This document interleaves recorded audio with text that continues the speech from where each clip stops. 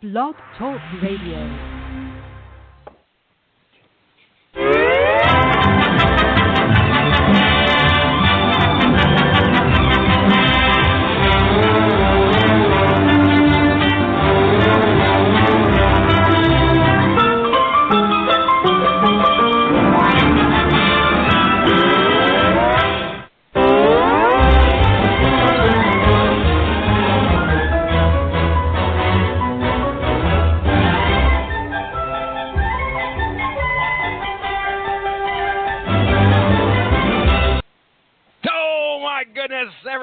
Welcome to Source Material.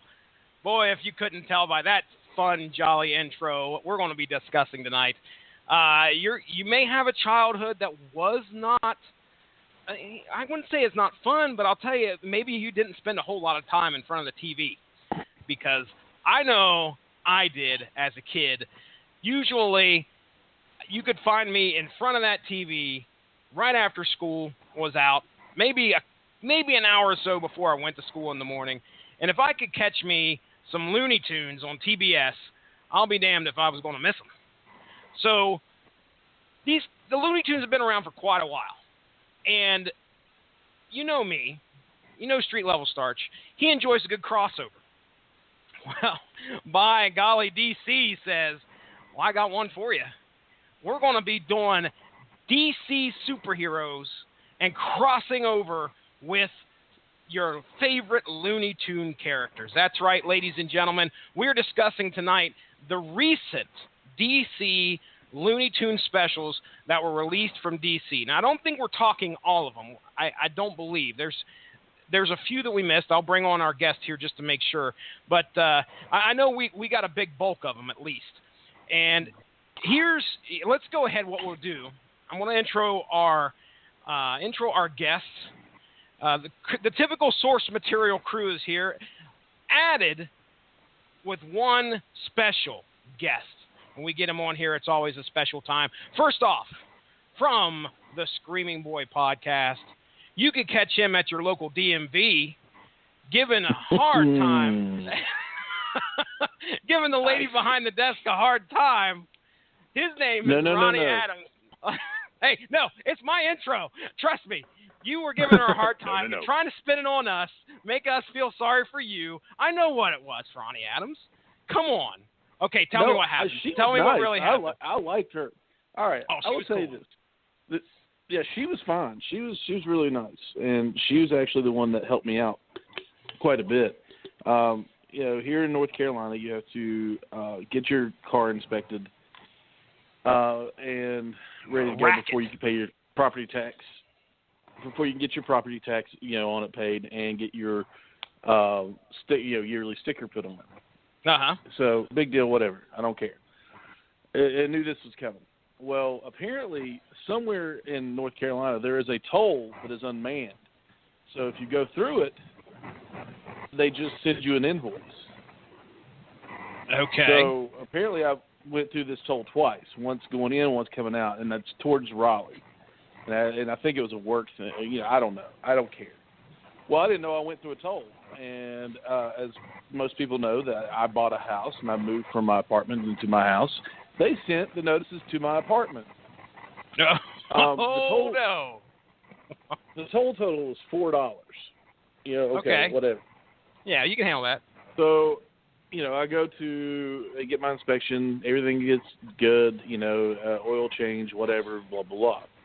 So I pay that, and I go to the inspection office, hand my paperwork, go to the registration office and hand my paperwork, and she goes, uh-oh, you have a block on me. I was like, a block for what? And she explained it was the tolls. So I call the people, and I say, hey, apparently I have a block, and you all, I didn't know. And a $4 toll ended up costing me $100 to get the block turned off. Oh, my gosh. North Carolina Quick Pass is the devil, is pure evil, and I actually, this is one of the first times I've ever done this. I actually went to the Attorney General website, called the office today, and they told me to go to the website, and I put a complaint in. And apparently this happens quite a bit with Quick Pass because the lady behind the counter at the DMV, who was super nice, she was super awesome. She helped me out several ways because of this. And she said, I did it. I tell everybody else to do it when this happens. So, and then when I told the guy what happened, he goes, oh, yeah, definitely put in a complaint. Yeah, I was like, okay. So they apparently have been running this racket for some time. Yeah, I was gonna say, man, you gotta watch out for that stuff. So you're already in a sour mood. How about we put a smile on your face and ruin your childhood? How's that sound? Yes, I'm sir. used to it here on this show. Ronnie Adams. All right, he speaks for the trees, by the way, ladies and gentlemen, just so you know. Now, next up, the man who brought this, I think he's the one that brought it to us again. If he is a progenitor of Ronnie's childhood's death, that would be the main man. He hates me and my childhood. The patriarch himself, Mark Radulich, sir. How do you do this evening? I started eating vegan, and it's not because meat is murder. Meat is delicious murder. We all know that. Mm-hmm. It's not for any like other political thing. It was, you watched that documentary. I've watched many documentaries. They all say the same thing: plant-based diet. I'm tired of hearing about it. I'm dealing with a lot of medical stuff, and I'm trying to give myself a leg up. I don't want to do chemo anymore, and if I can get myself in better shape by the time I'm done with the second round of the particular chemo I'm doing now, then why not do that for myself? Because chemo sucks, and I don't want to do it. So I feel like a douche now. Such a douche. So how am I doing? I'm doing okay. I had a salad that consisted of kale, which is gross, blueberries, almonds, which wasn't bad, edamame. So I ate about half of it before I was just like, I can't do this anymore. I'm not. I mean, when people ask, I kind of say the same thing. I say, I'm eating vegan-ish. I'm basically trying to, when I can, I'm electing to not eat meat and cheese, meat and dairy. But I'm not making a huge fucking deal about this. And I'm not, and I can't, because I mean, I told my wife I was going to start eating vegan, and she started to shake, she started to shimmy, and she started to sweat. Okay? No. She started to sweat, baby sweat, sweat like a Texas drought. And then she blurted out with spittle on the side of her mouth, "You can't take dairy away from me." Dude, I work with drug addicts that don't act this way. Okay? So, no. So, there are limitations to what I can do. Like, the very first night, like, I had eaten vegan all day, but she made something with, like, imitation crab, and I ate it because I'm not gonna be a fucker about it. She's trying to help me. She's making, she's making different things. We just went shopping. We got some things to accommodate this. I don't know how long I'm going to do it for, but I definitely want to try it for a couple of weeks to see if my health really does improve. Because everything that these documentaries say is after 2 weeks of eating clean, eating vegan, he grew a third arm, and and he was able to lift tall buildings with a single bound. And I'm like, all right, I want to see if that is really true. I did go to have labs today, and my labs are good as they can be. This after my last grouping of chemo. I'm excited to torture Josh Calandros tonight. I'm excited to torture Ronnie Adams and pick the single greatest DC Looney Tunes crossover. I'll tell you. I'll stop talking so you can get on with your intro. But at some point, you need to come back to me and talk to me about how I've passed on the legacy of Merry Melodies and Looney Tunes onto my children. And you need to ask me how I did it, because I did it in a very specific way. I introduced my children to Bugs Bunny and Yosemite Sam and Daffy Duck and Porky Pig in a very specific, possibly parentally abusive way. So come back to me on that. All right. Well, starting a diet is never fun, but I'm glad we might be able to put a smile on your face by letting you ruin Ronnie's childhood. So, yeah, well, in all honesty, the vegetables and the fruit taste so much better knowing that Ronnie is sad. No, the only reason that I say that is because I know of like 4 other people that watched the documentary What the Health. I'm like, oh no, I'm going vegan, and I'm like, why? I mean, like, if you want to eat shoves healthy, bacon in his face. Yeah, no, if you want to eat healthy, that's by all means absolutely. I need to, you know, and I get it, you know, I understand. But if you're doing it because well, let's just put it this way, I don't follow along with documentaries that much at all, you know, mainly because documentaries most of the time like this are you know, they may be founded on fact, that a lot of times they come out as opinion. Oh, remember that fun one we did, Ronnie, on our one of our second or third ones was nothing about it was about like the environment. And boy, that was a fun conversation to have with Ronnie. Oh Lord. Yeah. his biological footprint and all this fun stuff. Well, okay. So let's introduce the judge, jury, and he will execute with a smile on his face tonight, I have a feeling. His name is Josh Calandros. Josh, we ain't had you on here before. Yeah, I think I have had you on here before. Not in the last, couple months anyway. Josh Calandros, it's been a while, my friend. How you doing this evening? Good. I think this is the first time that I've ever been introduced as a judge, jury, and executioner. But maybe again. Maybe this won't be the last time. Well, one can hope. Let me educate our listeners on what we're doing tonight. So tonight's a pretty unique show. Here's the plan. So we know that these books came out, and what Mark, Ronnie, and I decided to do was that we were each going to take 2 books. We're going to summarize these books, and Josh's job is to sit there and listen to us kind of pitch these books to him. All right?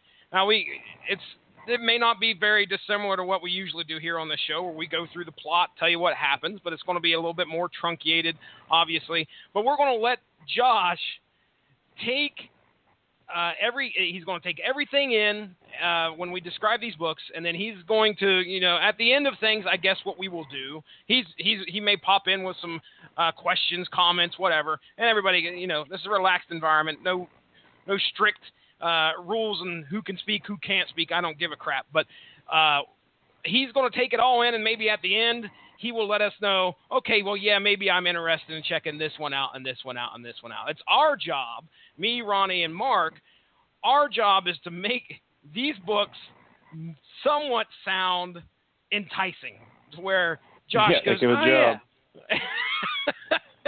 He goes, okay, hey, think of this, I'm folks. interested. Think of this as we are attempting a religious conversion of Josh Calandros. We are knocking on his door. We are knocking on his door, and we are saying, have you thought about the power of Christ lately, and trying to get him to join our religion? That's what we're doing. Do you have a few minutes to talk? Oh, man. You're making this even more an uphill battle than it would be with this intro process here. This is my goodness. Way to start with me. But we should also talk about, like, earlier when we first came up with this idea, like, we were talking about this and we listed them, and I was like, that's some of the dumbest stuff I've ever heard. I won't be reading any of those. And then Mark was like, I have an idea. And I was like, stop complaining in front of me. I'm a sadist. Oh, it's the truth. That is the truth. Amen. So, hey, we all make okay. mistakes. I have an idea for a podcast, ladies and gentlemen. See, that's everybody you all hate. Let's talk about it. Oh, man. So, all right, now let's go ahead. I'm going to list the books here. The process that we're going to do, I think I laid it out here. Mark's going to go first. I'll go second. Ronnie will go third. And then we'll each do a book apiece, and then we'll just start the process over again, do our second book. Why am I will. going twice in a row? Why am I going twice in a row? Like, You're not. Why aren't we going? Okay, because you have it Wonder Woman, Jonah Hex, and those were both mine. Like. Oh, that was just a list. Why don't we? I did. Don't go by that. Okay. We're going to go Mark, Jesse, Ronnie, and you guys pick whatever book you want to put up first. Oh, okay. Okay. So that's all. That's all I can do completely that. up to you. I have 10 more questions just to really throw off your rhythm. Go for it. I have one more. I have one serious question before Mark gets in there. Are we doing both stories in it, or just the series story? Can we not do that? Can we just do the A story? I just want to do the A story. Wait. So are we going to get into the difference? What does that mean? Let me explain. So these books are all broken up into A and B stories. The A story is the main story. It's the bulk of the book. Okay. And it leans towards more of this is the DC universe that the Looney Tunes characters are drawn into, and they're drawn more serious. The stories are more serious. They're drawn more realistically, like physically drawn more realistically, and it's a more serious tone. Then there's the B story where it's like if this was from a children's publisher, you know. Okay. Yeah. You know, like if you read the old Bugs Bunny comics that used to be published, you know, and they were drawn light and friendly and silly and meant for children. That's the B story. Some of these, the B story just repeats the A story, but does it in a really funny way. Some of them are independent, and it's really just for the sake of time, it's not worth getting into. They're like 3 pages long. I'm fine with that. I'm fine with that. I enjoyed the Lobo B story just because of what happens in that, but I have no problem letting it go. Now, as for the Bugs Bunny Legion backup story, that is exactly what happened, where it repeated itself. I mean, almost verbatim. I don't know if they just said, okay, here's the plot, go for it. But, I mean, seriously, you were like, okay, this just happened. Why am I paying money for this? So I'm completely okay with that. It does. It does. Ronnie, how about you? You're cool with that, right? Yeah, absolutely. Okay. Go ahead, Mark. I was going to say, I think when we're done pitching Josh, if Josh hasn't slit his wrists, maybe we can spend a few minutes at the end of the podcast talking about the B stories, because some of them, like the one with Batman and Elmer Fudd, actually is really funny. Okay. But, I mean, that's if you guys want to. But as far as pitching Josh, if the gimmick of this podcast is pitching Josh, there's really no point in pitching anything else but the A story. All right. Yeah, I'm cool with that. If we got time, we'll get in that. I would rather hear about that. That's a cool idea, but if some of the books were the same story twice, that's really dumb. It is. It is. All right. Well, then, any other questions there, Mark? Suggestions? No. You said before, like, did we get them all? Yeah. It's the way that there was a 100-page super spectacular that was Superman and Bugs Bunny, but we're not talking about that. We're doing there were 3 weeks, 2 apiece, 2 each week that were released. That's what we're talking about here. As you said, Wonder Woman, Tazmanian Devil, Jonah Hex, Yosemite Sam, Lobo, Roadrunner, and / Wile E. Coyote, Martian Manhunter, Marvin the Martian, Legion of Superheroes, Bugs Bunny. That's all of them. Okay. All right. Yeah, I thought there were some more that we may have missed. So that's good then. We're covering the whole gamut then. Awesome. Awesome stuff. Elmer, Fudd, and Batman. I forgot. Oh, yeah. So what are you going to lead off with, Mark? Oh, I'm first? Okay. You're first. It's going to go me, or it's going to get... Yeah, you're first. I go first. No. Mark, me, Ronnie. Mark, me, Ronnie. All right. Josh Calandros, I'm here to pitch you a contemporary story in this world of movies today where we have said there are no good women superheroes in the movies until now. And that woman, of course, as we know, is Wonder Woman. Sure, we've had Ripley, and we've had Lara Croft, and we've had about a dozen others. But no, the only one that counts, as we all know, is Wonder Woman. And Wonder Woman is tearing up the movie theaters far and wide, both domestic and international. It's already crossed 700 million. It's on its way to 800 million. We got to start talking about follow-up, sequel, my man. And right here, I'm going to pitch you a story from the Wonder Woman Tazmanian Devil comic book that they should base the next Wonder Woman movie on. It's fantastic. Okay? Oh, Lord. Go on. Okay, I'm going to tell you, I'm going to weave you a tale. Continue, sir. I am going to weave you a tale of wonderment and excitement. This is the story that every boy and every girl wants to see on the big screen. Let me paint you a picture. Okay. What world did you live in? No more kale. No more kale for Mark. None. He's done. All right. More meat for this man. Does this picture involve using a lot of Sharpie marker and sniffing while we're... Listen, let me pitch you, my man. I've got the story to sell even more tickets and take Wonder Woman to $1 billion. Here we go. Now it sounds All right, like it's more crayons and placemats. We start off in Tasmania. Okay? Wonder Woman is on the hunt. She's searching for an old foe, someone she's met before in battle. All right? And she's looking. That old foe is one of the guardians of the maze, the Tazmanian Devil. And what we know about Wonder Woman is, as an Amazon, as a child, she had to perform her own feats of heroism.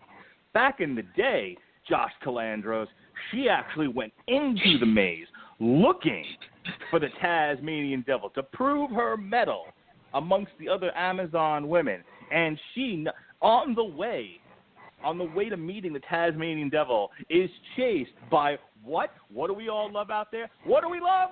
Fucking zombies, ladies and gentlemen. Oh, Skeletons. you're kidding me. He is being chased through the maze by skeletons armed with swords and shields. They're going, the flesh. Come on, you know you can picture it. It's dark. The maze, we can get some really good sets going here with a dark, creepy maze, and these skeletons come out and they're chasing her. But she knows she's got the answer. She gets away from them by going through one of the portals, because apparently this maze touches all corners of the universe through various portals. So they're screaming, the flesh, the flesh. They're trying to get her. And she goes through a portal, and they follow her. But what they don't know, what they realize, is that they hear the whirring.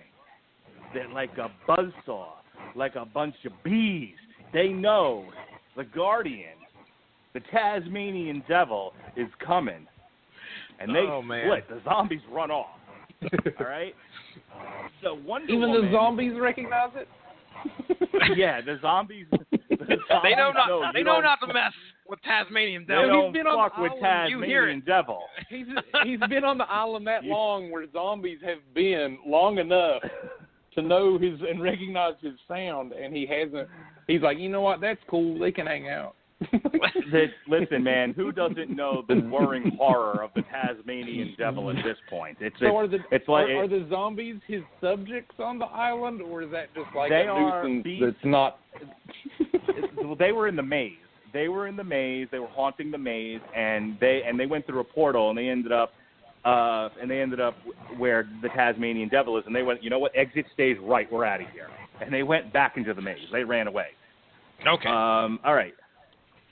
So, all of a sudden, this cyclone comes around her, and it's ripping trees up and tossing rocks and just killing all the vermin around, and boom, there she is, face to face with the Tasmanian Devil.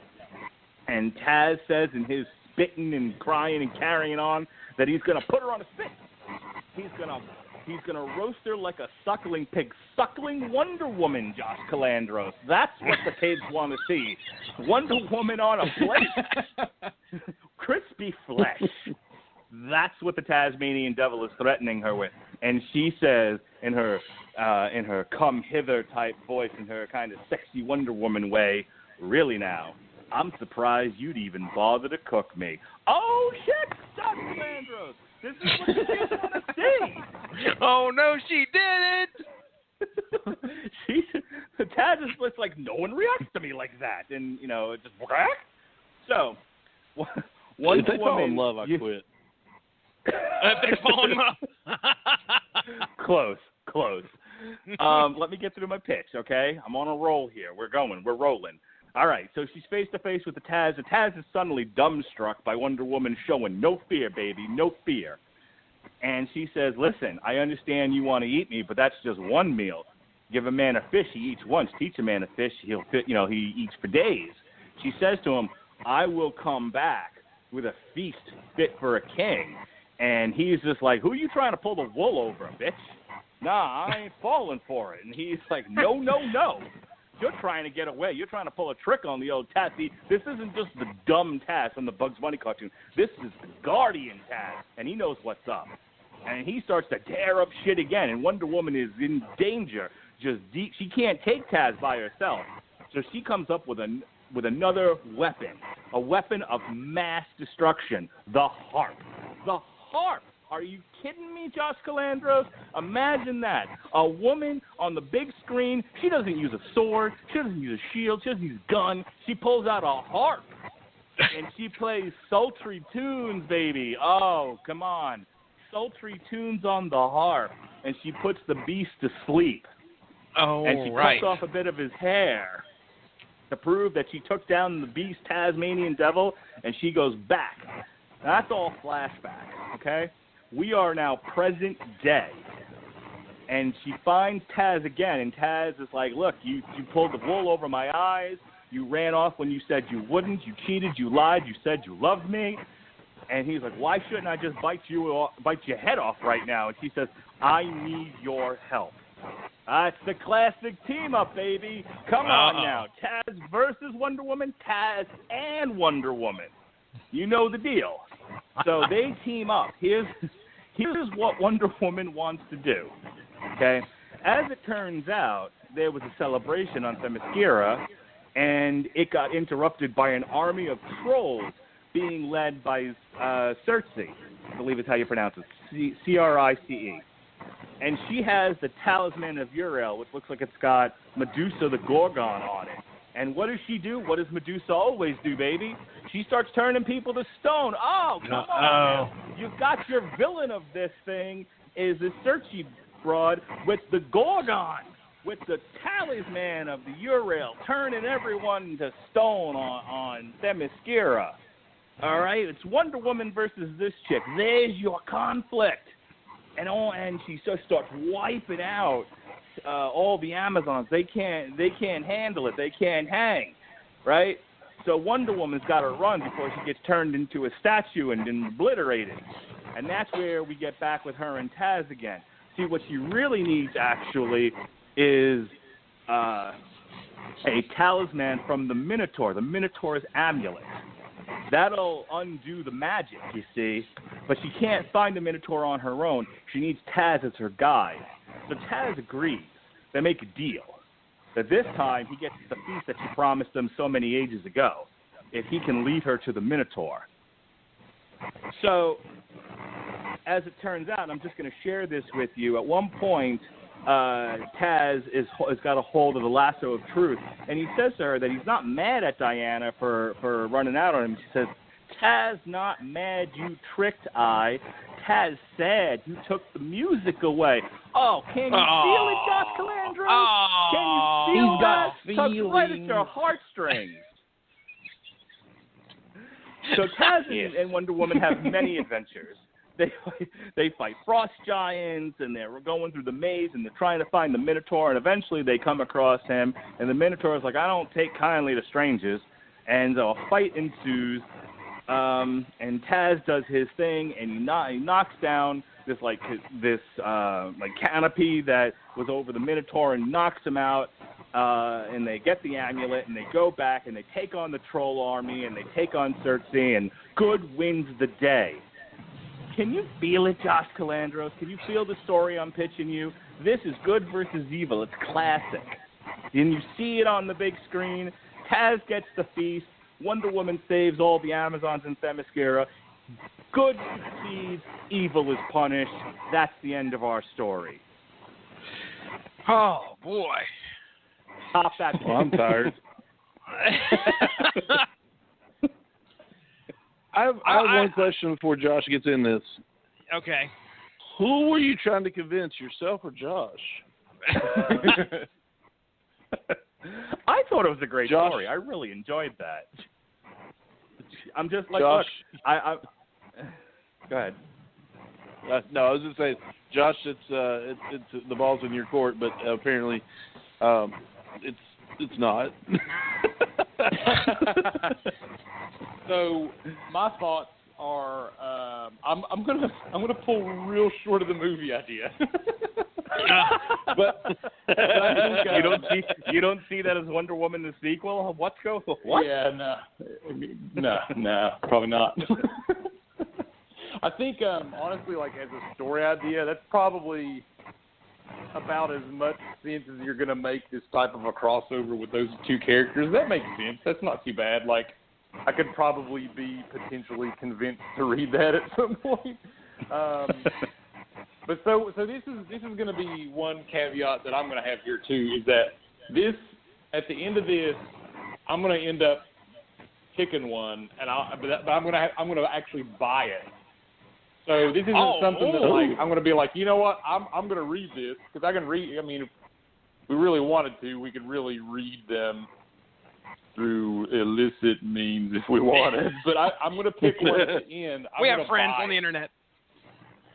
Okay. Yeah, so that wasn't too bad. I mean, that makes sense with the characters, right? I mean, I can. There were a couple of these that I saw the pairs. I was like, you know what, that could potentially make sense. I didn't really know how they were going to do this particular one, but that at least could potentially make sense. Not bad. This story was written by Tony Bedard, Bedard. Now, I didn't recognize that name. Hop over to Wikipedia.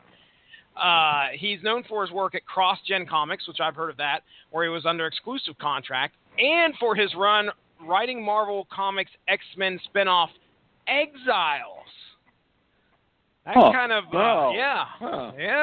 That's kind of. I mean, he guys know like about 43 issues of Exiles too. He really did a big run of that. Wow. Mark, I want to ask. I just want to know. Oh, go ahead, Mark. One sec. I just want to know, Josh. Did you like my passion? Could you feel my passion for this? Could definitely feel the passion. Okay. Listen, man. If you got to pitch strong. You can't be walking into a pitch meeting and be like, "I got this fucking story for you. It's Wonder Woman and some guy running around. They get an amulet. They kill I don't know what the hell's going on." You got to bring the passion. Is all I'm saying. Woman, monster, enemy, villain. Just wait for my pitch on some of these. Well, I wanted to ask Mark about the whole. I'm used to Tasmanian Devil spinning around, throwing shit. Was that pretty evident in the comic, or did they just make him like this mythical beast monster, and they kind of threw that kind of to the side? No, he absolutely spins. He absolutely spins. He also talks in like that. Oh, he does he really? Understands him. Yeah. Nice. Well, the way that it's shown in the comic is it's implied that's what he's doing, but the way they make him speak, like the way they draw him speaking, is like, for example, with the whole "I'm going to cook you and eat you," they actually just draw Diana on a stick. And then they draw her with the apple in her mouth, and they draw her like tied up on a plate, like a pork tenderloin. And so that's in his word bubble. Yes. Okay. Oh, interesting. That's pretty cool. Yeah. Yeah. So like this whole layout here is she's cooking on a spit. That's in his word bubble. His next word bubble is her pork tenderloin. Her next word bubble is suckling Diana. And then she goes back to her, and she's like, "Really? No, I'm surprised you'd even bother to cook me." And then the next thing is just question marks over his head. Was Wonder Woman tied up quite a few times in that book? No, she's only tied up in his word bubble. I was going to say. I thought maybe she's not really prone a whole lot in the story. Okay. One of the things that Wonder Woman was criticized for back in the day was all about bondage when she was drawn, and she got a lot of criticism for that. What's funny is that I'm sure that they did this with a lot of the books, because in the two books that I read, there are hints to DC history throughout the book, along with Looney Tunes history throughout the book.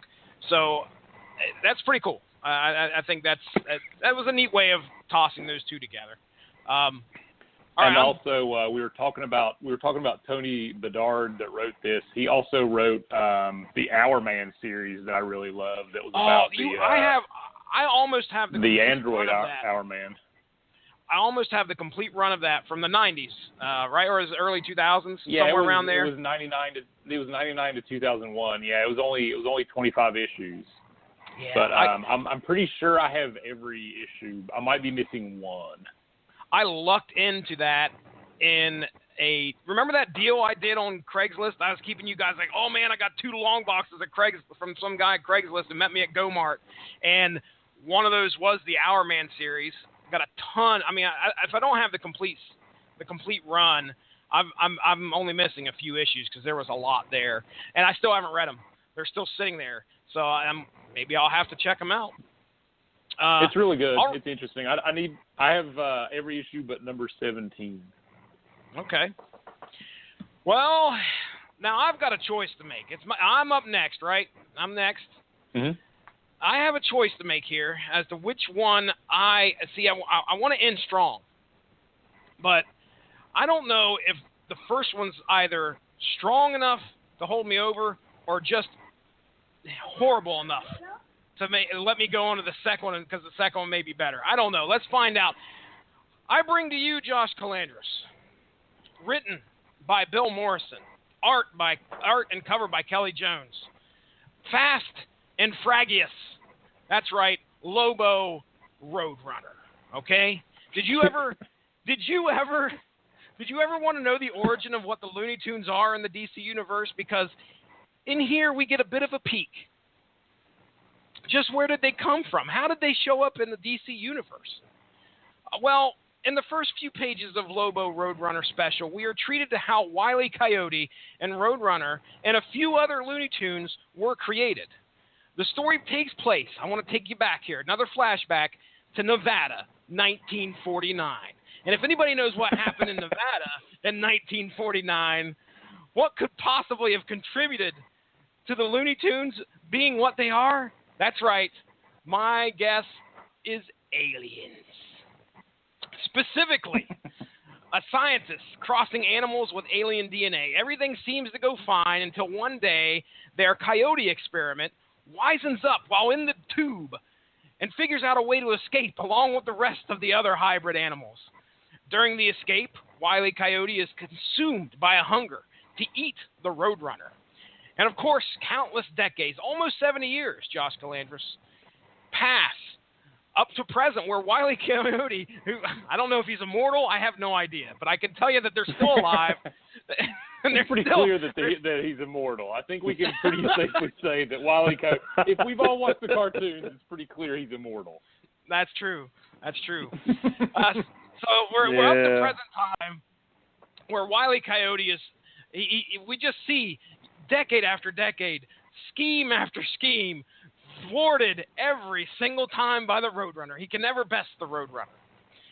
Then one day, Wile E. Coyote is again captured and sent to Area 52. And with the help of Sam the mutated sheepdog, they devise a plan to shoot Wile E. Coyote into space on an intercept course with the intergalactic main man himself, Lobo. Wile E. Coyote's plan is to hire Lobo to kill the nemesis that continually evades him, the Roadrunner.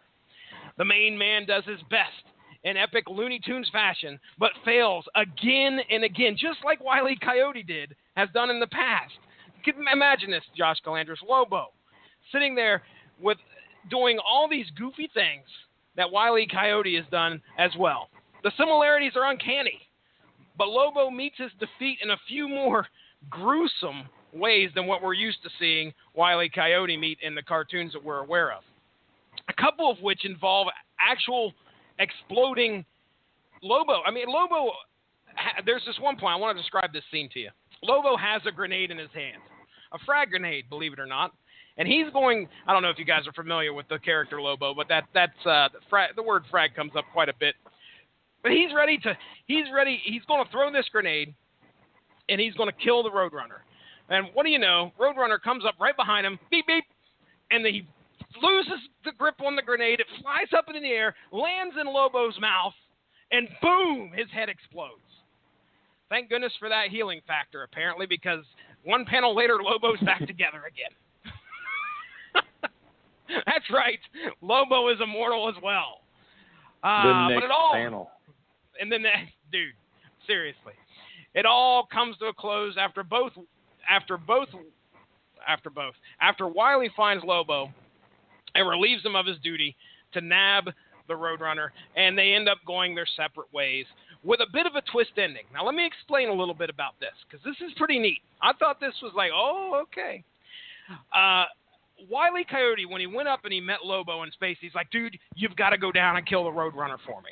Lobo's like, well, I'll tell you what, I'm in the middle of a mission. You do my mission. I'll kill your Roadrunner for you. So guess what, Josh Calandros? Guess what Lobo's mission was? His mission was to go to Oa and kill Kilowog. That's right. Wile E. Coyote is off to assassinate the Green Lantern himself, Kilowog.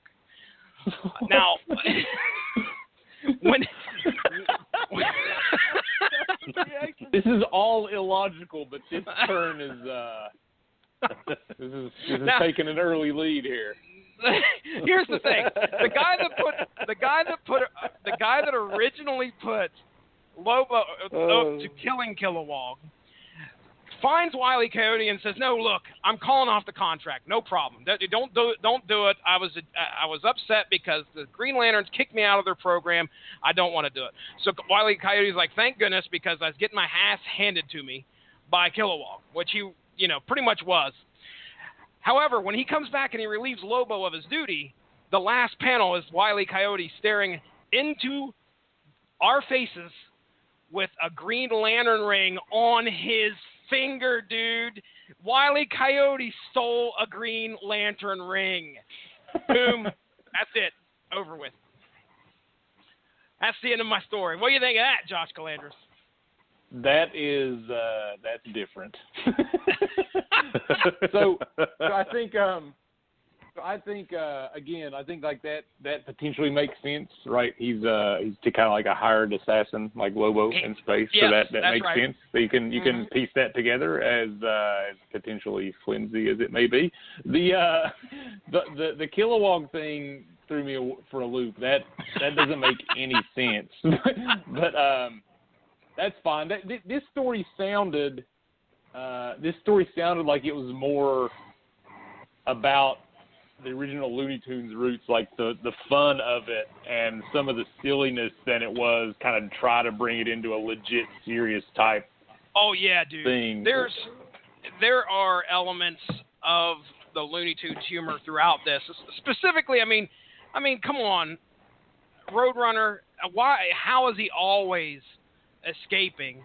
And I was like, okay, this is going to be interesting to see how Lobo deals with this.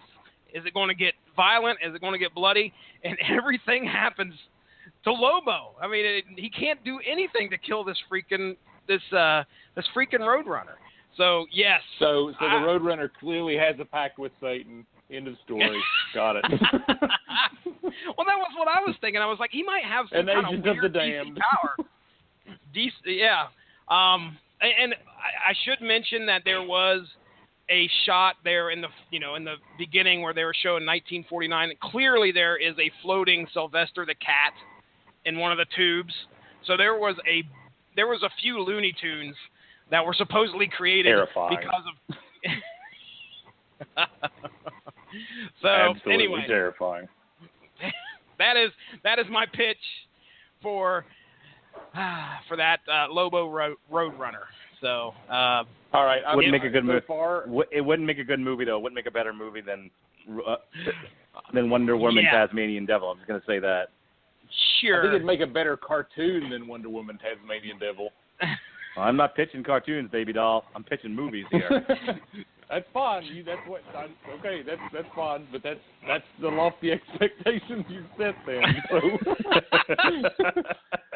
So, so as now I'm putting like the Wonder Woman. I like the Wonder Woman story process a staying little bit. up top. I feel like Okay. that. Yeah, I feel like that is a potentially plausible story I'd be interested to read. Whereas Ronnie Adams, the Lobo story just kind of felt like the cartoons. I want Ronnie Adams' opinion on 1949 Nevada origin of Looney Tunes. No. Long pause. Thanks for the One trees, word. ladies and gentlemen. All right, Gotta I'm be done, rooted man. in sci-fi or horror. That's the only. The origins have to be sci-fi or horror, and then they find their way into this fun little atmosphere. Mm-hmm. I defer over to you, Ronnie Adams. It's all you, man. What are you bringing to the forefront here? What's your first pitch? I'm going with Marvin or Martian Manhunter and Marvin the Martian. Oh boy! Wow, not where I thought you'd start. This one's interesting to me because I don't.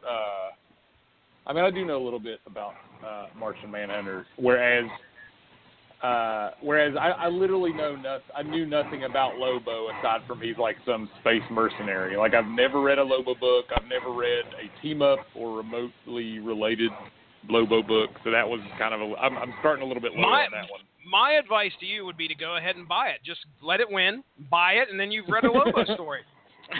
Don't you I try will to tell you clear the this. judge, man. Lobo was DC's answer to Wolverine, to my knowledge.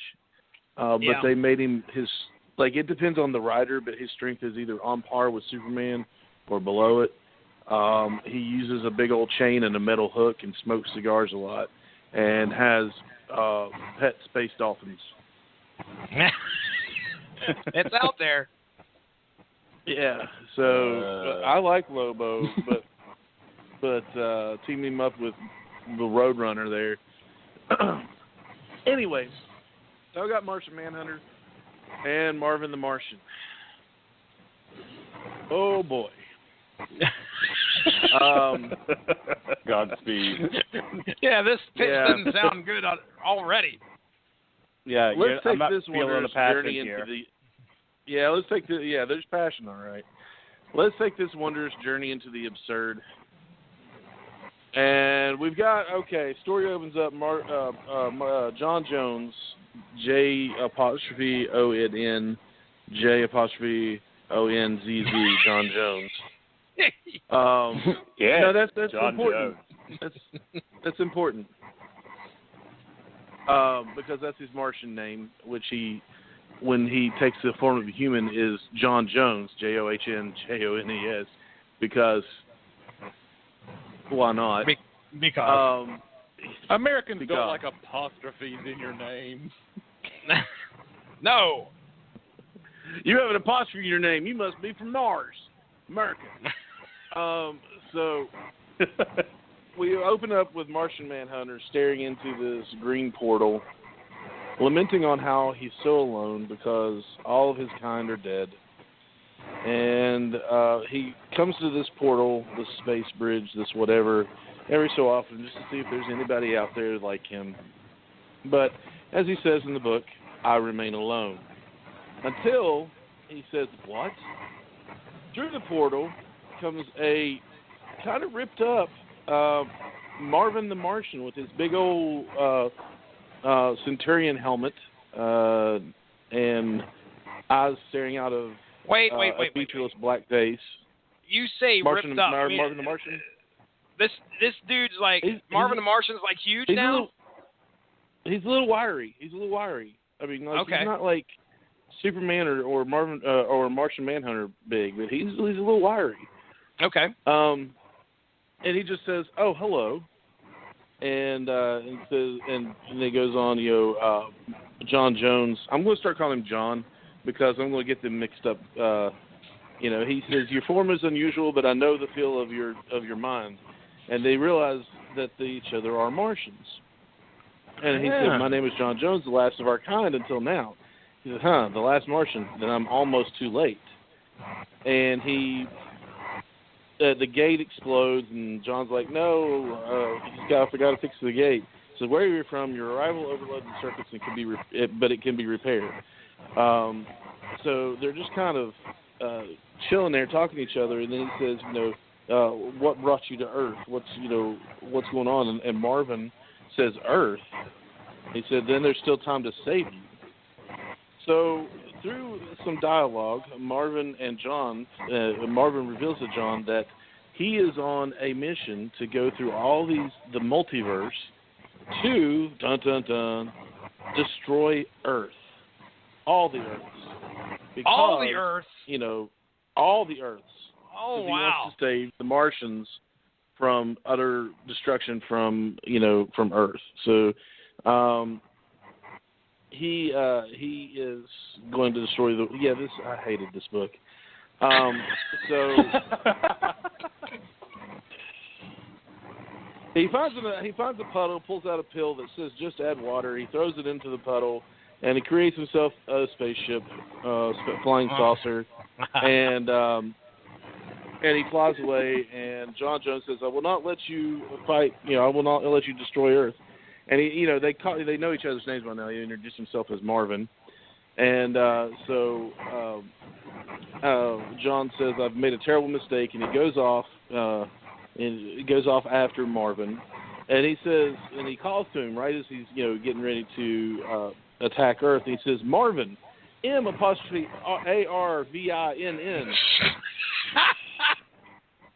So Marvin has shapeshifted into this form is the context, right? No, he's still the same Looney Tunes form. He's got the space gun on his hip. But they're both Martian on the internet. No. He has no powers. He's from a different universe. He's traveling the multiverse. Okay, gotcha. Yeah, he's an alternate Mars. So he doesn't have the same powers as John Jones. He says, "Oh, you can fly. Martian evolution seems wonderful." And they go on to stop this now. He says, "No, I'm going to blow up the Earth." And he says, "You can't do this." And Marvin says, "Why is that?" He said, "They need guidance, not destruction." So Marvin says, "No, screw that.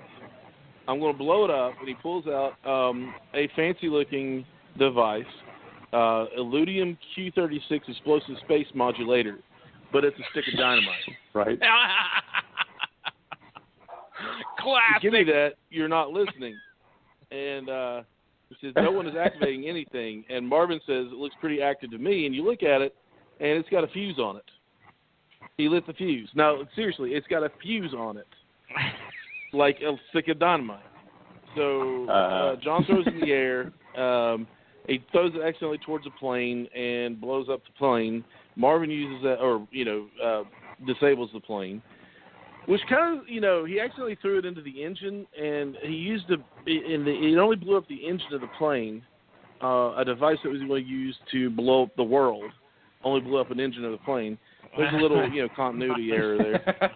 So it blows off blows the wing, blows up the engine, blows the wing off, and Marvin uses his distraction to get away. So John Jones saves the airplane by, because he's, got the strength of Superman, kind of. So he flies the plane down. They're all blaming him. They're like, "No, you did this to us, you and that other one." He said, "No, I didn't do it. I saved you." He said, "Yeah, tell that to your friend. You all caused this." And John says, "He's not my friend." So he's going to break bad on Marvin the Martian, who's about 2'3", and has a head the size of a basketball on a, So anyway, Marvin is attacking the army, and he is shooting at them with his pistol from his flying saucer, and nothing can get through. They've used tanks. They've used bullets. Nothing can get through, can destroy his flying saucer from a pill. Just add water. So they're talking. There's a lot of dialogue in this. I'm purchasing tomorrow. And there's a lot of dialogue in this. John Jones is trying to tell him, no, they need guidance. Why are you doing this? This isn't the way we do things.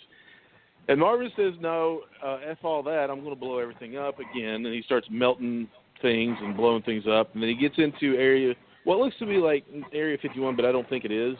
But it goes in, and it's just a weapons locker of all the stuff that they found, because it's comic book, and they've had all these different weapons from different worlds and different villains. And Marvin sees one and says, "Oh my, yes, isn't that lovely?" And it's a large drill. So after John Jones takes care of the army and says, "Hey, I'm here to protect you. You've got to trust me," and they're like, "All right, begrudgingly, we trust you. Now go do your thing." And it's actually Area 52. I just read that. I forgot about that. Oh, wow. Yeah, he said, "John, I found just the thing to atomize this cosmic speed bump." And so the general says, "No, I don't trust either one of them. Unleash the hounds." And it's this giant exoskeleton robot thing that starts fighting both of them. Once again, Marvin runs away to let John take care of this robot. And the entire time he's sing-songing, he's in the sing-song voice. Says, "I told you so, John." He said, John Jones rips the front of this robot off and reveals the soldier underneath it. Says, "Is this what you want so badly? Violence, base fear?" He says, "No, Martian, but I'll take it time and again to protect my people." And John has an idea. It goes into more dialogue, go figure, of them trying to figure each other out. And then all of a sudden, Marvin reveals that I won't stop, John. I care about you and every surviving Martian across the multiverse. I tried to tell my people not to bother with humanity, that their ways would infect us and destroy us. I failed to convince them. A chance to save another Martian anywhere is rare. So he actually came from Mars, and on his Mars in the multiverse, everyone has large black featureless heads on tiny bodies, and they all wear Centurion. It's like a Roman Empire kind of deal. Yeah, that's where the helmet came from. So he goes, "On my Mars, I failed to save my family. Failure doesn't mean you have to define doesn't have to define the future." Marvin says, "F your couch," shoots him with a ray gun, and he says, when you come to it, it will all be over. Come to, my friend, it will all be over." He shoots him, and so John kind of breaks bad, fights through the fear of the fire, that he's on fire because of the ray gun. He kind of just is floating there, and it kind of scares Marvin. He goes, "John?" And so Marvin gets this giant laser cannon rifle thing, and then he says, basically, "How can you stand in my way? You have to choose. It's me or them. You've made your choice." And then he shoots John, and there's regret, and then it shows Marvin digging into the Earth's core and blowing up the Earth. He says, "There, that's better," and Marvin flies away. What? Hours later in Area 52,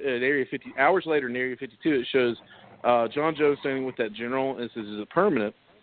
And it shows Marvin the Martian jumping up and down in a cell. And it says, "Long enough, General. The Mavana can only be used once by my people. It's an incredible strain on our minds. Luckily, this illusion required only a fraction of its full power. In Marvin's mind, he has destroyed us all. He will remain docile in his own personal reality until I am able to rebuild the Earl Gate and send him home." Sequel. Who knows what we would have lost? The sequel's coming. Who knows what we would have lost? Hold on. Who knows what we would have lost fighting him, Manhunter? We owe you. I have only one request, General. No matter what happens, don't give in to fear. Don't give in to distrust. And don't give up on me. And I promise I will never give up on you." And then I vomited and put down the book. Oh, wow. Yes. Oh, so this is like a big relationship book between Marvin and John Jones as they. It sounds super talky. half-assed. It was like a super half-assed relation attempt, though.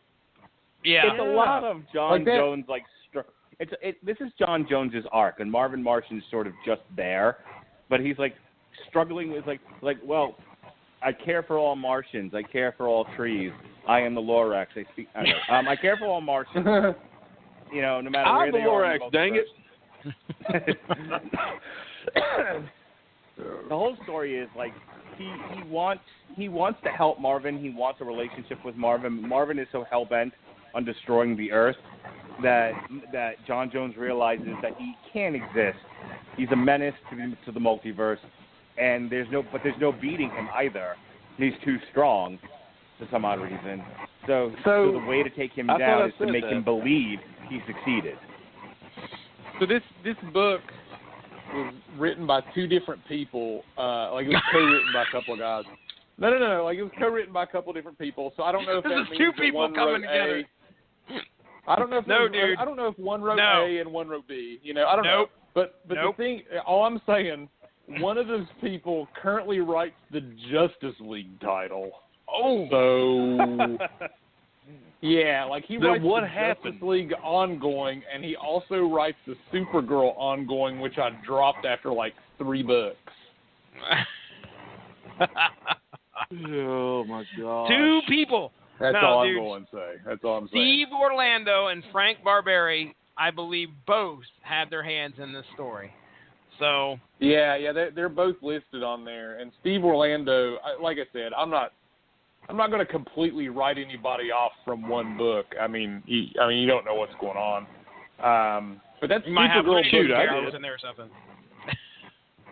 well, like that Supergirl book that I talked about a few months ago about, you know, the first DC comic I ever picked up, again, on a pull list. Like, I dropped it after 3 or 4 issues. It just wasn't really very good. And, I mean, I'd read that guy's stuff again, but, I mean, it'd have to be something I'm pretty excited about. So, this one's probably below the Lobo stories for me so far, but which is pretty crazy because I thought, you know what, like Martian Manhunter, Marvin the Martian, like at least I can see that making sense. You don't have to stretch as hard maybe as some of these other ones with that. There's already a natural connection. Right. I know, right? So when I got this, when I was assigned this, I was like, okay, I can make it work. I was kind of hoping for the Lobo story because I like Lobo.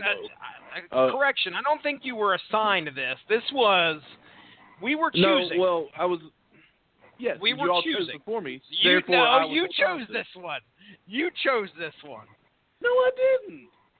How did you If I not remember choose correctly, this? if I could interject here, I only chose one. I got assigned one, and I chose one. I chose Wonder Woman, Tasmanian Devil. I got assigned Jonah Hex and Yosemite Sam. Oh, okay. All right, then. All right. I figured we were going like worst to least. My bad. In my opinion, you came out on top with Jonah Hex and Yosemite Sam. But I'm kind of of the opinion that one at least makes sense. Like, there are some of these that on the surface you're like, you know what? At least that makes sense. Like, I don't know. Right. So this is the other uphill battle that we're gonna have too, is that I don't know anything about Jonah Hex, like at all. Kind of like what I was saying about Lobo. I know that's as far as I got with it. Like that's what I know about Jonah Hex. That's my depth of knowledge. So This is going to be a little bit more of an uphill battle to sell me on it because I don't have any connection to it. But at least on the surface, I'm thinking, okay, that at least makes sense for Yosemite Sam, I guess. Whatever. Like, and Josh Brolin played it. Did he get a movie? Was there a Jonah Hex movie? Yeah, dude. Yep. It was kind of awful. Yep. It did not do well. What's her face was in it from the Transformers movies? I might have seen it and don't even remember seeing it. If I did. What is it? Yeah. What? Did we watch Jonah Hex, the movie? No. Nope. All right. So on a $47 million budget, it did $10 million. Yeah, this thing fucking tanked hard. Oh, wow. Wow. All right. That's the type of shit that makes sure you never work in Hollywood again. It had a pretty amazing cast, too. Had Josh Brolin, John Malkovich, Megan Fox, Michael Fassbender, Will Arnett, Michael Shannon, and Wes Bentley. I mean, they tried. I blame Megan Fox. Listen, I know our whole point was to sell these to Josh, but excuse me, I don't want you to think I'm like all negative, but after reading this story, there's no way this had a snowball's chance in hell of ever Josh going, you know what? I'd like to read that. Because after I read it, I was like, I wish I'd never read that. Right. I know Josh. I've known Josh for close to 20 years. I don't want him to read this. I know him, and I consider him a dear friend, and I would not put him through this. Here's my summary. Don't read it. Next. All right. So Man, I wish I'd thought of that. I have a question for you, Josh Calandros. Are you ready? Are you ready to be wowed? Yes. Okay. Do you like Westerns, Josh Calandros? Classic Westerns? I do. Oh, well, let me tell you a tale of the Old West. Go on. Well, let me tell you, you're going to be sorely disappointed in this story. I'm prepared to be regaled. Please allow me to spin you a yarn of 19th century Cripple Creek, Colorado. Yosemite Sam, the rootinest, tootinest, vomit shootinest Westerner who ever crossed the Pecos, and he ain't no mamby-pamby. Yosemite Sam strikes gold in a shared mine with 3 of his partners. But his partners can't be trusted as far as they can be thrown, Josh Calandros.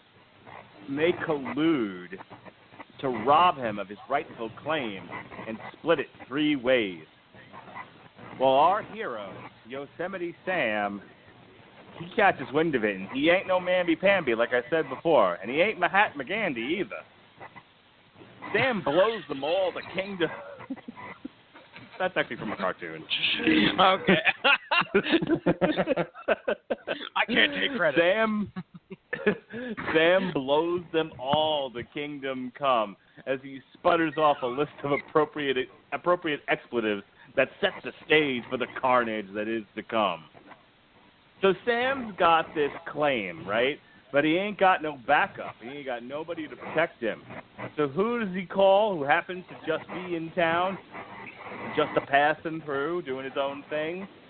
The loner, the cowboy, the bounty hunter, Jonah Hex. Oh, no. Yes. Yosemite Sam hires Jonah Hex to protect him and his claim until he can, mine the gold and trade it in and get rich. And he intends to pay Jonah Hex every dime that he's worth. But he just needs to make sure no cotton-picking claim jumpers get the jump on him, you see. Now, along the way, there happens to be a professional boxer, who gets into a bit of trouble or he starts to drown in the river. This is where we meet Foghorn Leghorn. Oh, no! Foghorn Leghorn. What? No. I say, what you doing there, Jonah Hex? The Foghorn Leghorn. There's been a catastrophe. He's drowning in the creek, right? And Is the catastrophe that a man-sized rooster is roaming Earth? That's a catastrophe. That's the least of their problems. Okay. Oh. So this man-sized rooster seems like a substantial problem on the surface. Nope. And I will explain why it's perfectly acceptable that a man-sized rooster is roaming Colorado. So this boxer, this rooster, this Foghorn Leghorn has taken a nasty spill, and he's in the river, you see. And Yosemite Sam, being pure of heart, won't just let a poor old rooster drown. And he goes in and he saves him. He saves Foghorn Leghorn, and Foghorn Leghorn owes him a debt of gratitude for saving his life. Now, as it turns out, Foghorn Leghorn works for a local circus, being a freak, as is clear by the fact that he has rooster features. Rooster features? He has a freaking features. So he saves Foghorn Leghorn. Foghorn Leghorn owes him a debt of gratitude, and he invites him to watch him box at the circus. This is old timey. This is what gave birth to modern professional wrestling, ladies and gentlemen. Oh, you done lost already. Act. Okay, so we're gonna get people from the audience to come in and try.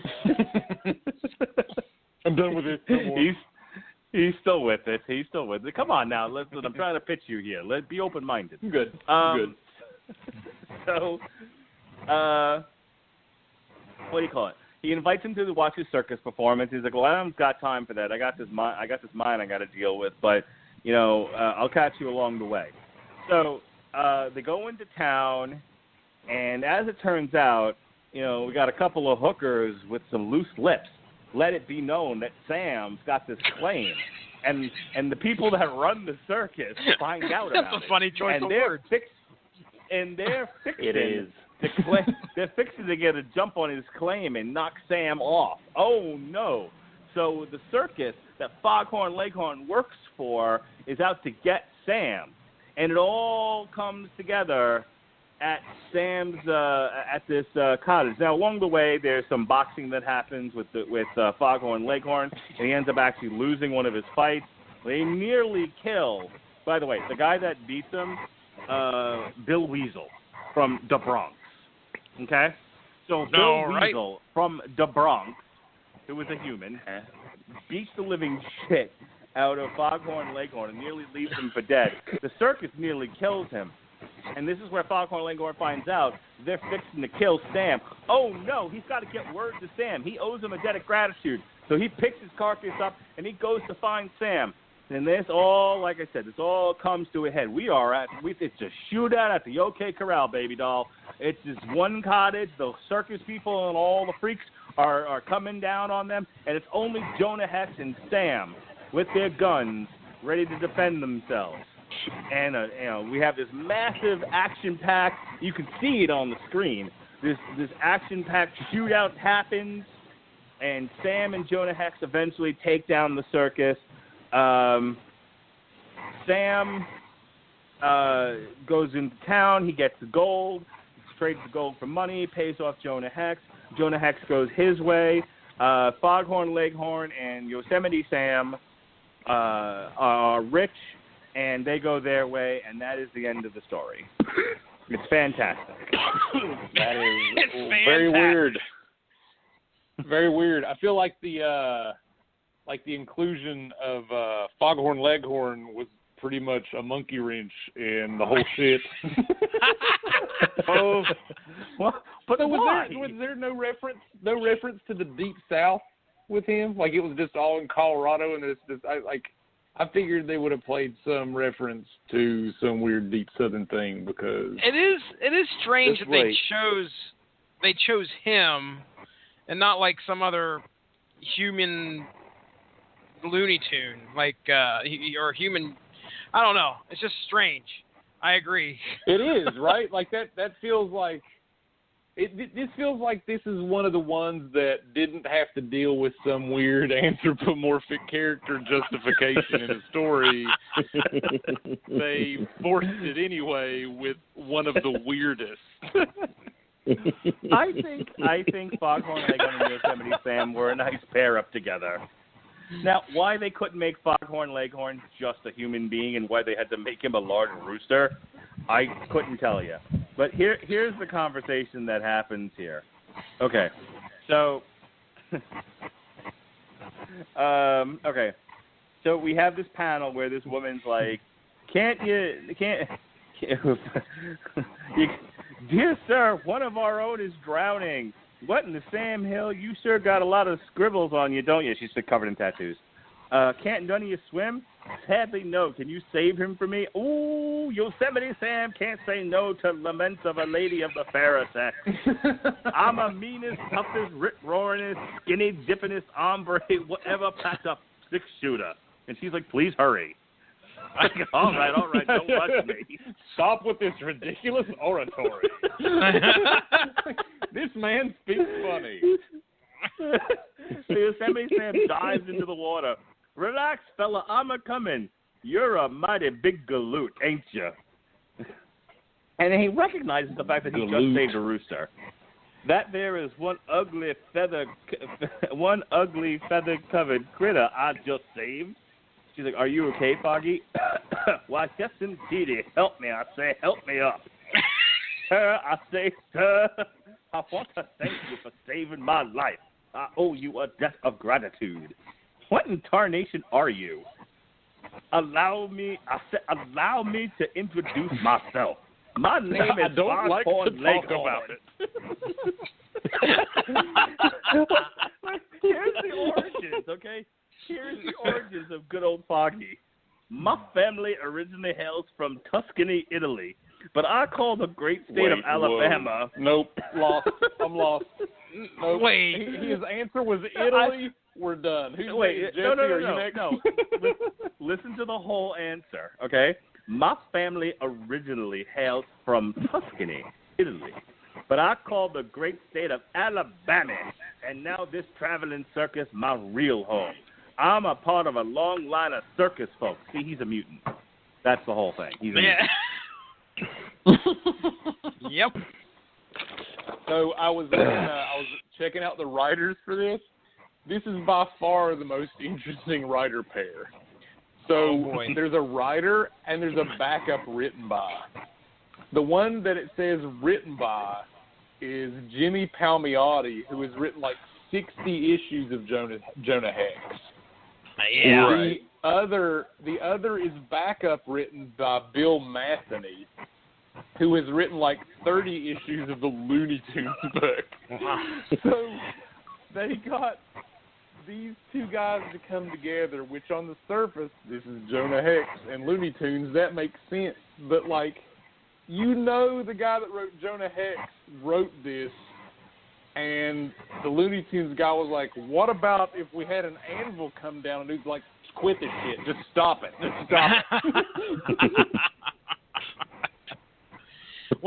I thought you were going to say the actual writer was the backup writer was his pet monkey Bobo. Oh no, wait, that was my story because it sucked. All right, Josh, where do you fit this one in? Isn't it great? Right under Wonder Woman, right?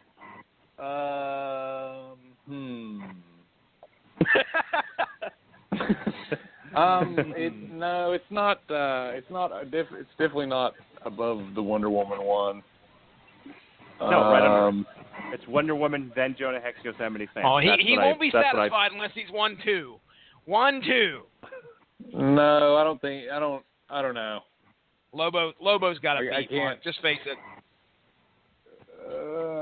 Man, I don't know, dude. The full Foghorn-Loghorn thing is just absolutely fucking ridiculous. Why are you hung up on this? If you've never seen Circus Freaks with odd features, rooster features, perhaps? I've never seen a circus you freak could have with rooster stopped. features. Yeah, I was gonna say your justification could have stopped at odd features, and you could not.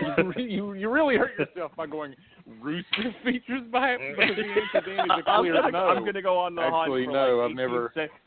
18th century like circus freaks and find ones that have like bird features. Oh yeah, do that, just to please. prove my point. Just post that on Facebook. Tag me in it. I can't wait to see. Announcing Bird Boy. Don't you dare tag me in that, Mark low on the Radler. list. I gotta get out a piece of paper and start writing these down. I gotta All list right, so this. I gotta you start have putting these in a justified order. Here, let me help you. Wonder Woman, Jonah Hex, Yosemite Sam, Lobo, Marvin the Martian. No. That's how it went. Yes. The other two have not dropped. We've heard already. Agreed. We have not dropped. We have not dropped the other two. So, okay. All right, I'm gonna write these down. All right. Here we go. You ready for the one that actually is going to win this thing? Are you ready? I think so. All right, here we go. Yeah, but he's got to get through yours first. Ouch. Written by Sam Humphries. Art by Tom Grummett. I present to you, Josh Calandris, the Legion of Superheroes Bugs Bunny Special. That's right. I said it. I tried to anyway. It didn't come out right. Legion of Superheroes Bugs Bunny. In a future time, the 31st century to be somewhat exact, with future characters that I know nothing about, the Legion of Superheroes are facing a dire threat to one of their own. Supergirl is dying. With time running out, the Legion put their trust in Computo 2. That's right, there was a Computo 1, which turned evil at one point, but Brainiac 5 created a new one, and it's Computo 2. Their only hope to save Supergirl is an element called Illudium Fosdex. That's right, Illudium Fosdex. I don't know what the heck that is. If it has a tie into DC history, I have no clue. Seems like it may have. Illudium Fosdex that went extinct, unfortunately, in the 24 and a half century. The 24 and a half. Okay, that's with a TH. Century. All right, luckily, they have a time cube. You know, the 31st century has time cubes all over the place. They have a time cube, and based off of a vision that Dream Girl has had, they dispatch Computo 2 to find Superboy and that extinct element in the 21st century. Now, however, going back in time to Smallville, Computo 2 makes a decision to bring back a different resident from Smallville, one who is gray, white, and just finished planting his whole crop of carrots. That's right, one Bugs Bunny.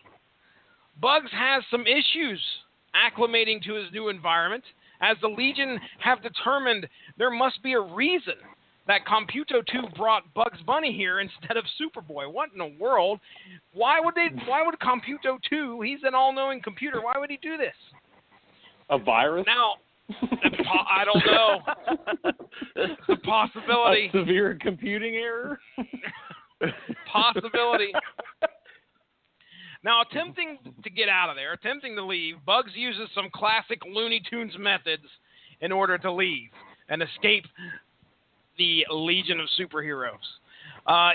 There's even the reverse psychology gag that we are so familiar with from our days of watching Looney Tunes cartoons, you know, where the, yeah, I am, no, you're not, yeah, I am, no, you're not, no, I'm not, yeah, I am, no, I'm not, yeah, there you go. So that, Bugs Bunny uses that, and he even, at one point, he materializes this bone, this big bone out of nowhere, throws it out a window, and I guess one of the Legion of Superheroes has some kind of like dog-like traits or something and takes off after it. All the while, Lightning Lass, one of the core members of the Legions, the Legion of Superheroes, believes, get this, she believes that all these abilities that Bugs Bunny has, such as the reverse psychology thing, she believes that he's telepathic. The whole materializing a bone thing, she believes is a teleporter. All right? So Bugs Bunny has to be a superhero. Now, once she comes to this conclusion, of course, out of nowhere, the villainous Validus appears. This hulking purple creature with only a mouth and a see-through skull attacks the Legion. But we soon find out that Validus was in league with Computo 2. That's right, Josh Calandras, you weren't far off. There's something wrong with Computo 2. And they unleashed this secret weapon onto the members of the Legion that they've been battling since pretty much the first pages of this issue. You know what that secret weapon is, Josh Calandras? That secret weapon is angst. That's right, teenage angst. The Legion is crippled. They're worried about themselves. Man, the future is weird. They're worried about themselves. They're worried about what's going on.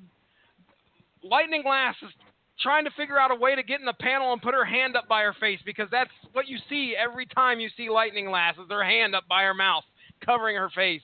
She's so angsty. Now, while the Legion are left immobile, dealing with their own angst, Bugs Bunny appears. And remember, here, Validus and Computo 2, their plan is to kill Supergirl. But Bugs Bunny appears dressed much like Superboy, and we find that Bugs had some special carrots stowed away under his bed when the time cube came and got him. That's right, special carrots. And they give him this pep. This pep that he needs to get. Eating some special carrots when they wrote this. These special carrots give him this pep that he needs. He needs these carrots to get up and go when he needs to get a job done. So every once in a while, Bugs Bunny cracks open this stash and just bites into these carrots. Now, these carrots They're are drugs. pretty strange. This makes so much more sense now. It just so happens those carrots are made from Illudium Fosdex, the one thing that can cure and heal Supergirl. Bugs, of course, dispatches Validus with ease as the Legion recover from their angst-ridden torture to deal with Computo 2. And they find that Bugs' special carrots, like I said, Brainiac 5 discovers, hey, these things are made of Illudium Fosdex, and he builds a machine, and they save Supergirl's life with them. Chock full of classic Looney Tunes humor and DC homages, this book was not serious in the least. Could you tell, Josh Galanders? Which is exactly the way it should have been. Go ahead. Thing, where does the angst thing come from? So like that was being weaponized. Yes, Computo 2 hit them with an angst weapon. All right, so all right. Just trying to follow along here. Ooh. Holy shit! This is really. Now here's the thing. Legitimately, this issue was not supposed to be serious in any way, shape, or form. There are so many gags. And that's why this is making this really hard for me to evenly compare, right? So you have to go. Oh, dude. You have to try to give it props for not being legitimate in any fashion. It really is. I mean, come on. When you read it, I'll tell you right now, the whole thing with the Legion, I don't know any of those characters. I have no idea who any of those characters are. I don't either. I get what Josh is saying because, like, you're pitched like 5 out of 6 serious A stories, and then you get this one, which is like a parody, basically. Yes. Well, yeah, but over the top comedic. The Lobo, Wally, Coyote, and Marvin. Well, not really the Marvin Martian one, but the Lobo, Wally, Coyote kind of flirted with that too.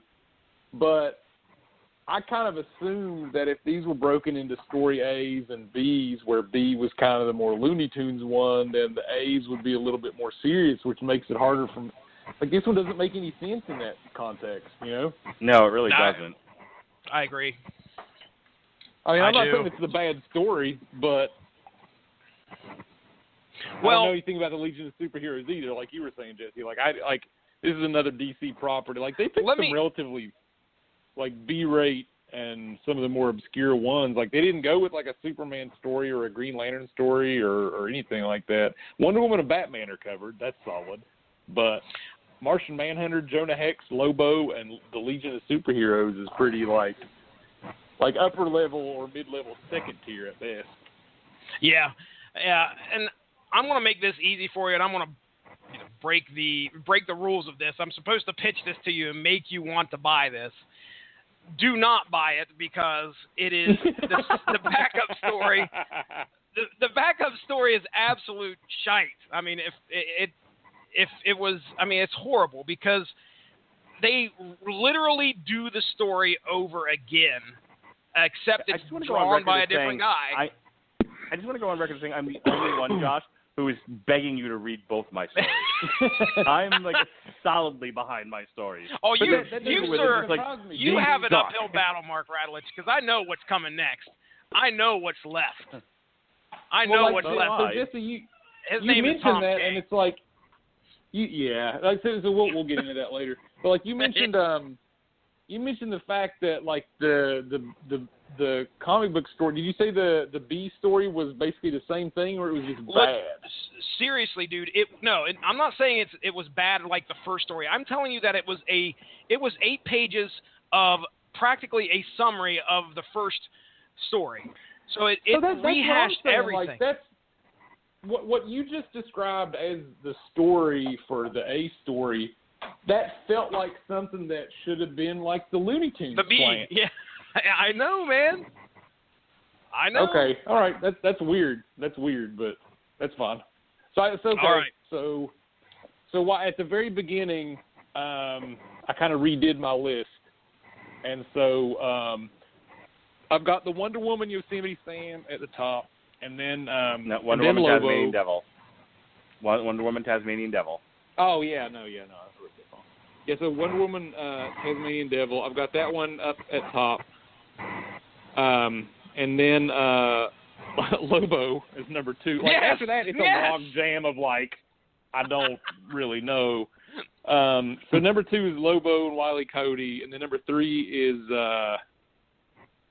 God. I guess I'm going with the Martian Manhunter one, and then Jonah Hex, and then Legion of Superheroes. Just because if you're comparing them all, you've got to try and at least find some level of context. And if we're going with like the A story initial focus of like a relatively serious attempt at it.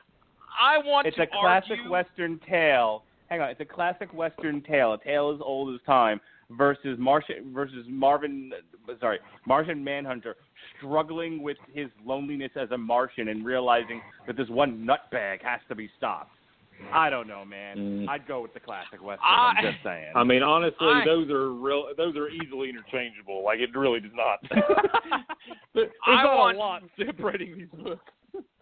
I want to argue that even though I said don't buy mine, if it wasn't for that B story, what you're getting with DC or what you're getting with Bugs Bunny and the Legion is a perfect story written for both properties. Right. I don't think the Legion was taken too serious, especially back in the 60s and 70s. You could read stories that were similar to that occurred back then. And I only know that from podcasts that I've listened to, but I've listened to quite a few Legion stories through other podcasts. So I honestly think that the Bugs Legion story is a perfect marriage of goofiness and storytelling, and it should be number 1. But I have no problem with you not putting it up. I don't think it should be last. But then again, I know what criteria you're looking at. You're looking at that DC universe legitimize these Looney Tunes characters being in that universe. It doesn't even have to be. It doesn't have to be like a serious legitimization. It just has to be like like there has to be some thread there. Some modicum of sense. So like a classic Western. So like a classic Western where a man has a claim. And he hires a bounty hunter to protect him. And a boxing rooster. I see it all the time in all the westerns I've ever watched. A boxing rooster. Circus freaks, sir. They prefer to be John called Wayne did a movie with a boxing rooster. Do you not remember? I'm going to find classic Western and circus freaks right now, and I'm sending you all of them. Oh, my Lord. Josh, the Jonah Hex story has skyrocketed to number 3. We're running down your list one more time in the placements. All right, I actually swapped some stuff. So the Wonder Woman story is at number 1, the Lobo, Wile E. Coyote thing's number 2, and then I've actually got Jonah Hex and Yosemite Sam at number 3, and then I actually bumped Martian Manhunter down at the bottom, and I've got the Legion of Superheroes thing at 4.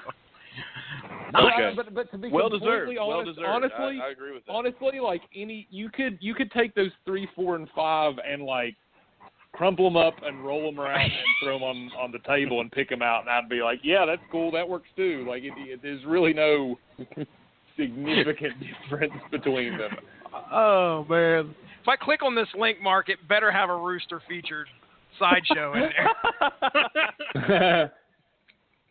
So, before we get started on the next one, I feel it's important as judge, jury, and executioner to preface this with, I had an immediate bias to this next one from the beginning, just because it's written by Tom King, and if anybody has ever, actually listened to multiple things that I've done with you all, that whole Vision run, it's probably one of the top 2 or 3 comic book story arcs that I've ever read in my life. So that actually got me to start regularly buying the current ongoing Batman that he's writing as well, which is actually really good. So boy, I wish you hadn't said that. Boy, I'm really interested to see how he ties Elmer Fudd into fucking Batman. All right. Imagine this, Josh. Mm-hmm. Now, all right. We open up on Gotham City. All right? It's raining. No surprise. And we have a monologue. And I'm going to read this monologue to you. Sometimes the wind comes down. Sometimes the wind comes down so hard, you forget you had ever been dry. I try to see it out there in the past or in the future. Rainbow's waiting. Going into Porky's that day, I try my best to remember I really do. Things were always this way. They won't always be this way. I try my best, and the water seeps in, molding my coat onto my shotgun. And I stop crying, and I head inside. My name is Elmer Fudd. I'm hunting rabbits. Batman and Elmer Fudd in. Play for me. So that's okay, hold on. I got of all the books so far that any of you attempted the intro process, this wins by far because that's ridiculous. So we've got this noir tale of intrigue, suspense, murder, and double cross, starring Batman and Elmer Fudd. The atmosphere it lays out. I'm waiting for Elmer Fudd to go into the story about how his best friend had sex with his wife and stole his family. That's the You're feel way close that this has already started with. So go on. You're so very close. You are. You're right in the ballpark. I watch him take his last carrot. So Elmer walks into a bar named Porky's, and he runs into Bugs the Bunny, and he loves his game so much. He doesn't even mind dying in it. So Elmer Fudd goes into Porky's the bar, ran by Porky, the bartender, who looks a little overweight, and he has a turned-up nose. So he doesn't actually look like a pig? Yeah, he looks a little piggish. Okay, all right. The thing to remember, I'm going to help Ronnie out here. Everybody in this book is a real human being. They may have that's features. what I was getting to. Okay, go ahead. He meets Bugs the Bunny at the bar, who is a human. Everybody in here is a human, but their features give them the names just like you would have in any mobster movie or anything like that. So Bugs the Bunny, they call him the Bunny because he's got buck teeth. And he also said, "I think I took a wrong turn at Albuquerque," which I found amazing. Bartender is Porky. Oh, he looks kind of like a pig. Yeah, it's fun if you've ever been to Albuquerque. And he says, "Yeah, me neither." And then we find out that Elmer's actually there to kill Bugs. Yeah, he's got his shotgun under his jacket. He goes, "You're here to kill me." He says, "Yes." He goes, "It's a bar. I'm here to drink. Just drink. Well, that and kill you." No. So we find out he's there because he knows that Bugs has killed a girl. He's killed his girl. So we look around the bar once again, and we find that there are other characters there. And so one guy says, "So I say to her, honey, I thought I saw a putty tat." And she moves in that way, and she moves in that way. You know what I mean? And he says, I just go, I did see a putty tat. And then we find out that he doesn't have a name, but that's obviously whoever that is. I can't remember his name now. Tweety Bird. Tweety Bird. Oh, I did Tweety. Yeah, that's right. There's two guys playing poker, and one of them says, "Hurry it up," and the other one says, "I say, boy, don't rush me. I got a worse hand than a blonde dentist working on an alligator." And the other one says, and he is a large African-American man sitting at the table. And the other one is looks to be like a biker with a long red mustache. And he says, "Better bet, don't bet, varmint, but do it soon, or I'll blast your head off." And the other one, we find another character's got a mohawk, and he's just going crazy on another guy, screaming, beating him up. That's Taz. And then we see a crazy homeless man wearing an odd hat with a red vest, and says, "Someday I'll blow up the whole world with my Iridium Q-36 space modulator. That will surely improve the view." And we have another one who looks to be Cameo. A shady salesman that says, I get it. My client here looks like a frog. I know, I see him. But I'm telling you, fellows, he sings like an angel. And we see a frog with a top hat. Oh, nice. So, yeah. My baby done we go told back me. to Bugs and... Yeah, exactly. Hello, my baby. Hello, my darling. Hello, my darling. Yeah. So they're introducing all these as basically kind of implied drunks at a bar. Exactly. All right. That's I'm following along. I'm just. All right. So I'm just checking in. we go back to Bugs and Elmer. He says, I got something for trade. I did it. He tells him, yeah, I killed her. I pulled the trigger, but somebody paid me to. And so he basically trades his life to Elmer for a name. And it turns out that name is Bruce Wayne. And then Elmer stands up and says, Bruce Wayne. And he turns around and says, congratulations. And he flips a carrot at his head because he's sitting there eating carrots. And then as he leaves, Bugs says, hey, ain't I a stinker?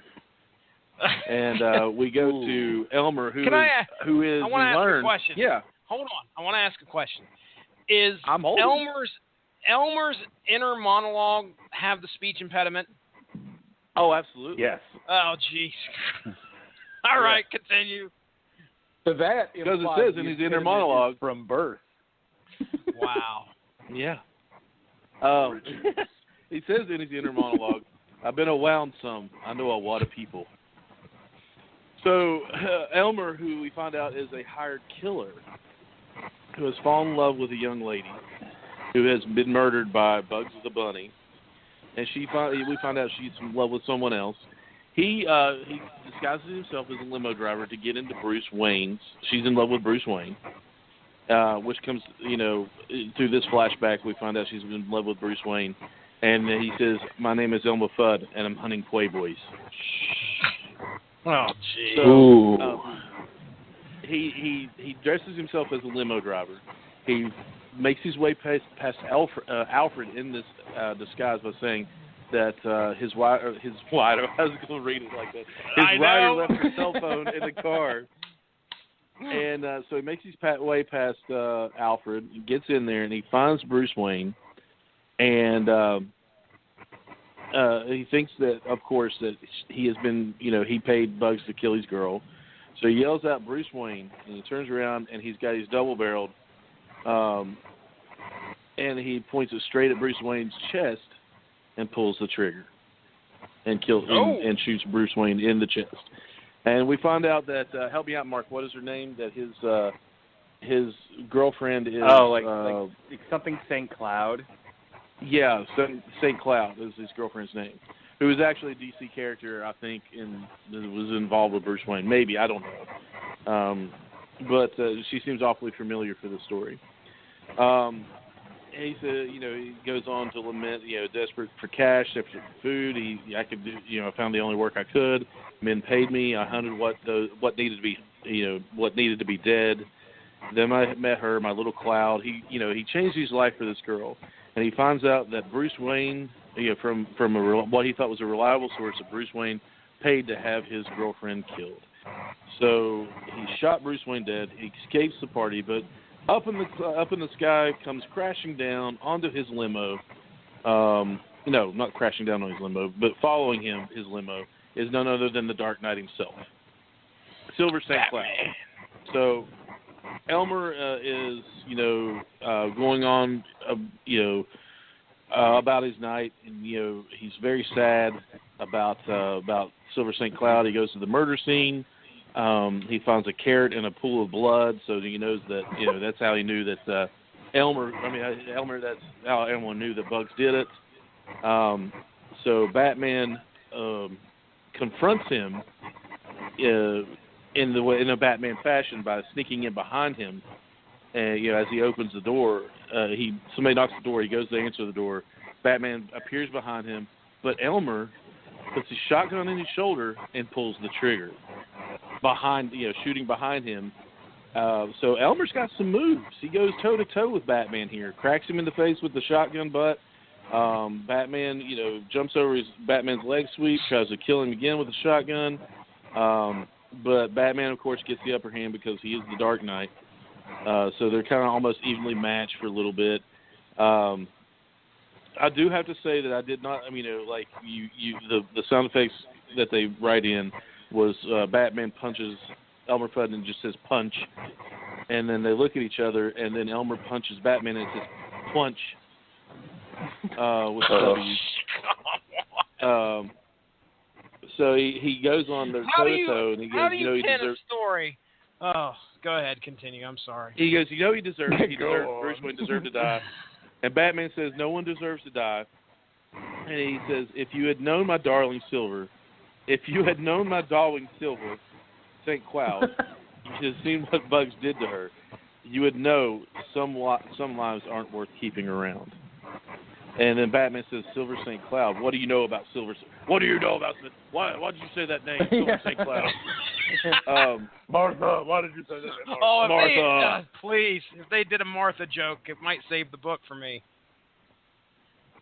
So he goes, I know she loved Bruce Wayne, and he loved her. And when he found out she was with me, he killed her. So I killed him. And Batman just, He goes, And Elmer looks back at him and goes, So they find out that Bugs has lied to Elmer. So Elmer goes back to Porky's. He won't kill anybody. He promises Batman he won't kill anybody. So they go into Porky's, and they absolutely clean house. They punch Yosemite Sam in the face, and then they go to town on everybody else. Here the Batman squares off with what seems to be Foghorn Leghorn, and Foghorn says, I say, and then Batman knocks him out and says, yeah, what do you say? And then another guy comes out of the corner in a striped shirt that says, suffering succotash, and Elmer takes his shotgun and hits him in the nuts with it, and he says, yeah, your succotash definitely seems to be suffering. So, it's a lot of it's a lot of one-liners and stuff, but it's really, actually, the art is really good. Josh loves puns. And Is there any puns, please? So they go on, they beat up everybody in the bar, all the drunks, and it goes even to where Elmer sticks his shotgun into the salesman's mouth, with the frog. He says, hello, my honey, hello, my baby, hello, my wagtime pal. And so they clean house, and they get to Bugs, and Bugs is standing there and goes, what's up, Docs? So they grab him, and they were wondering why. He's like, why did you kill her? Why did you kill Silver St. Cloud? And all of a sudden she comes out of a corner and says, obviously, because I asked him to do it. And it's Silver St. Cloud. And so dun. Twist standing there, and she says, hi, boys. And she goes, when I dated Bruce, I discovered that every night he became dangerous. I left him because I didn't want danger. Then I found my little fuddy-duddy, safe, secure, until he told me he too was dangerous. I wanted to leave. I didn't want you to follow, so I made nice with Bugs, and he helped me stage a little ruse. When Bugs asked me what to do if Fuddy ever came after him, I told him to call me and send Fuddy to Bruce Wayne. I figured the two of them had so much in common, they'd find something to do together. And it says, and now I leave. And you, she says, stay. And they watch her go, leaving them behind.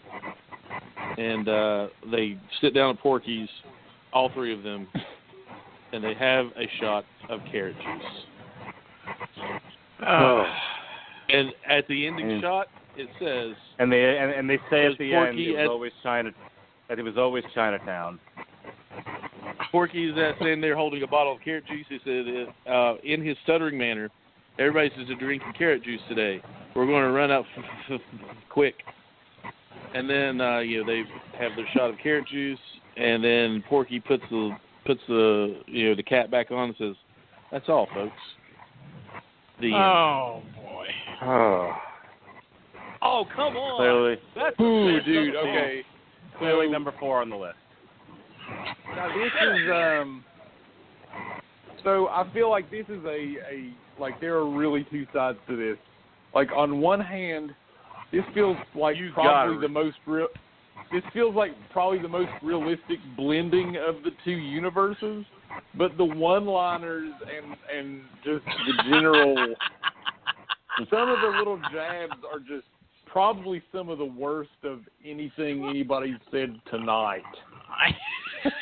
Come on, dude. Seriously? Holy I didn't do shit. this. You have to I'm read hunting it. You have to read Playboys. it. Oh, dude. Okay. All right. Ooh, holy shit. All right, I'm going with that as that's a close second. Number one, baby. Yeah, no, that's number two, dude. The one-liners. So here's what I'm going to do. I'm rewriting my list here. So, starting from the bottom. The bottom is Martian Manhunter and Marvin Martian. That's kind of atrocious. Thank you. I told you. That's not a problem. Really, honestly, these bottom three, you could do 4.1, 4.2, 4.3. There's really no separating. 5 is Legion of Superheroes and Bugs Bunny. None of that made really any sense to me at all. Like, it was really a struggle to figure out what all was going on or really even keep up with it. 4 is the Jonah Hex Yosemite Sam Foghorn Leghorn triplicate thing. And then number 3 is the Lobo Wile E. Coyote thing. Number 2 is Batman and Elmer Fudd, and number 1 is still the Wonder Woman thing because I feel that at least. That's bullcrap. But here's the catch though. Here's the catch though. I'm gonna buy the Wonder Woman, Tazmanian Devil, and the Batman Elmer Fudd because Tom King. I want to see how hard pretty much. But I also want to see how hard those one-liners hit me in text because if you tell me a pun, like you've probably got an enemy for life, basically. Right. But I feel you gotta imagine. Verbal puns are just really bad. So you have to imagine them, like beating the crap out of people while they're doing it. Well, so the other thing, too, though, is just the fact that, like, honestly, if it weren't for a lot of the one-liners that were in that story, that one, if you had taken that out, it would easily be number 1. Because it just feels like that more so than, like heads and shoulders above any of the other ones, combine the two in a realistic, serious tone way better. All right. That's my primary piece. Like, if it weren't for one-liners, which is not really because of the writing, and it's more because of what you have to do to the history of Looney Tunes, I get that. But that's more my personal vendetta than against the actual writing, so I'm going to buy them both. What's that, Ronnie? I just want to say, no. Woo! I win! Yay! Passion wins the day. I see it more of a tie. I didn't see Wonder Woman, Tasmanian Devil being good at all. I'm really surprised. So I'll definitely have to check that out. I can understand that storyline makes sense though. The way it's laid out. Like if I'm going with more of a serious tone and you're trying to combine the two, like what was laid out seems to at least make sense. Like he's some mythological creature guarding something that she sought, and then it flowed from there. Yeah. I agree. It's still, to be fair, like as an overarching comment, it's all absolutely ridiculous. None of this should have ever happened. None of this. I feel dumber for having listened to this. The time that and each they of you gotta put have into mercy writing on your this, soul. the fact that Mark read all of them, for God's sakes, and the fact that we just spent like 2 hours talking about all of them, that is all time that we have all collectively wasted. And we thank you for tuning into the Rad Legend Broadcasting Network and the Source Material Podcast and wasting your time with us. That's right. We do not blame you if you double speed the podcast. That's okay. That is all right.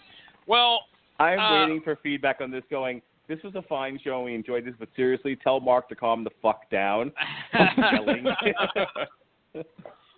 That's what I'm waiting for. I like how you thought you were really pitching it to like studio execs. Oh, yeah, I'm sitting there going, yeah, mine was about 2 Martians, and it sucked. Get out of my office. Did Mark, we want to ask you before we get into plugs. I mean, if you want to talk about the B stories, we're more than welcome to. I know we've spent 2 hours doing this. Tell us about the kids, man. You said you made your kids watch Looney Tunes. What happened? What did you do? Well, all right. So it started with I would call my son over and I would say, I want to give you a hug, and he would say, okay. He's a little sketch. He's like, I don't know where you're going with this. Why are you trying to hug me? Why are you trying to hug me for no reason? And so I was like, come here. And then I would pick him up and I would put him in a tight bear hug and I would start to aggressively pet him and go, and I will hug you and squeeze you and I will hug you and I will name you George. And it's really funny because Jonas was okay with all of that except for calling him George. He would literally just deadpan look at me. He would deadpan look at me and just go, I'm not George. And I was doing that to him all the time, and he would actually request. He was just like, "Dad, do the George thing," and then so I would pick him up and and do all that. And I was like, "Here, you want to see where that came from?" So him and his sister came over, and I would play for them like Looney Tunes cartoons on my phone. And I showed them the one with the abominable snowman, and they both thought that was hysterical. So like they watch a lot of Disney Channel, and they're not watching Disney Channel; they're watching Netflix. And I'm like, let's try some new stuff here. So. On YouTube, they have like collections of Looney Tunes cartoons. A lot of them are the same ones, but we would just spend some time at the end of the night, like right before bed. This was mostly during the school year, just settling down, and we would kind of sit around the table, and I would play for them Looney Tunes cartoons. But it started with me doing the abominable snowman gimmick on my son, and my daughter took calling Bugs Bunny Funny Bunny. She's like, can you play Funny Bunny? And I'm like, sure. And they love it now. I'll put it on for them, and they think it's hysterical. Awesome. I wonder what it is with kids and being called a different name. Colton has the same reaction. I'm like, hey, what's going on? I'll call him something goofy, and he'd be like, my name is not that. My name is Colton. Oh, okay. All right. Yeah. Well, I'm glad we got that straight. What is your deal, man? Jonas will slap the shit out of somebody before he gets called like a nickname. They're like, hey, you, Schmendrick. And it's just like, don't call me nicknames. Like, all right, easy. All right. Now, quickly, was there any B stories that you guys really felt needed to be discussed? I do want to talk about. Discussed. All right. I just want to bring up the Batman Elmer Fudd one because they did the Wabbit season, duck season thing, but they did it bat season, and they had Batman doing the Daffy Duck part, and I thought it was amusing because they literally did this. They literally did Batman's cowl is Daffy Duck's bill, so every time he got shot in the face, his cowl ended up in a different area, and I was amused by that. Did Daffy show up in any of these stories? No, not really. I don't think so. I mean, well, I haven't seen any in the Daffy was a pretty popular Looney Tune. I do want to talk about how I want to pitch one more of these. Like if they do another series of DC Looney Tunes crossovers, they have to do the Joker and Daffy Duck, or Harley Quinn and Daffy Duck, one of those two. Oh yeah, that would you could force that to make sense. I mean yeah. Sure. I do want to talk about the B story and the Lobo Roadrunner. So yeah, that was funny too. Oh, dude, it was hilarious because at the end of the story, then all of a sudden it continues. It's funny. It's the title of the story is "But Wait, There's More," and Bugs Bunny shows up, and Lobo's like hanging out in Las Vegas. Bugs Bunny shows up and says, "Hey, Doc, you got 8 more pages you got to fill. Here's the contract. You got to continue to try and get the Roadrunner." So the next few pages are Lobo again trying to catch the Roadrunner, and he catches the Roadrunner and kills him, explodes him puts him on a bunch of rockets and dynamite, and kills him. And then Bugs Bunny shows back up and says, Doc, wait. Now we got to sue you because the contract says you got to attempt to kill the Roadrunner. We didn't expect you to actually catch him and kill him. And, of course, in the background, there's Roadrunner sitting there smiling, and he's like, oh, by the way, you didn't kill me.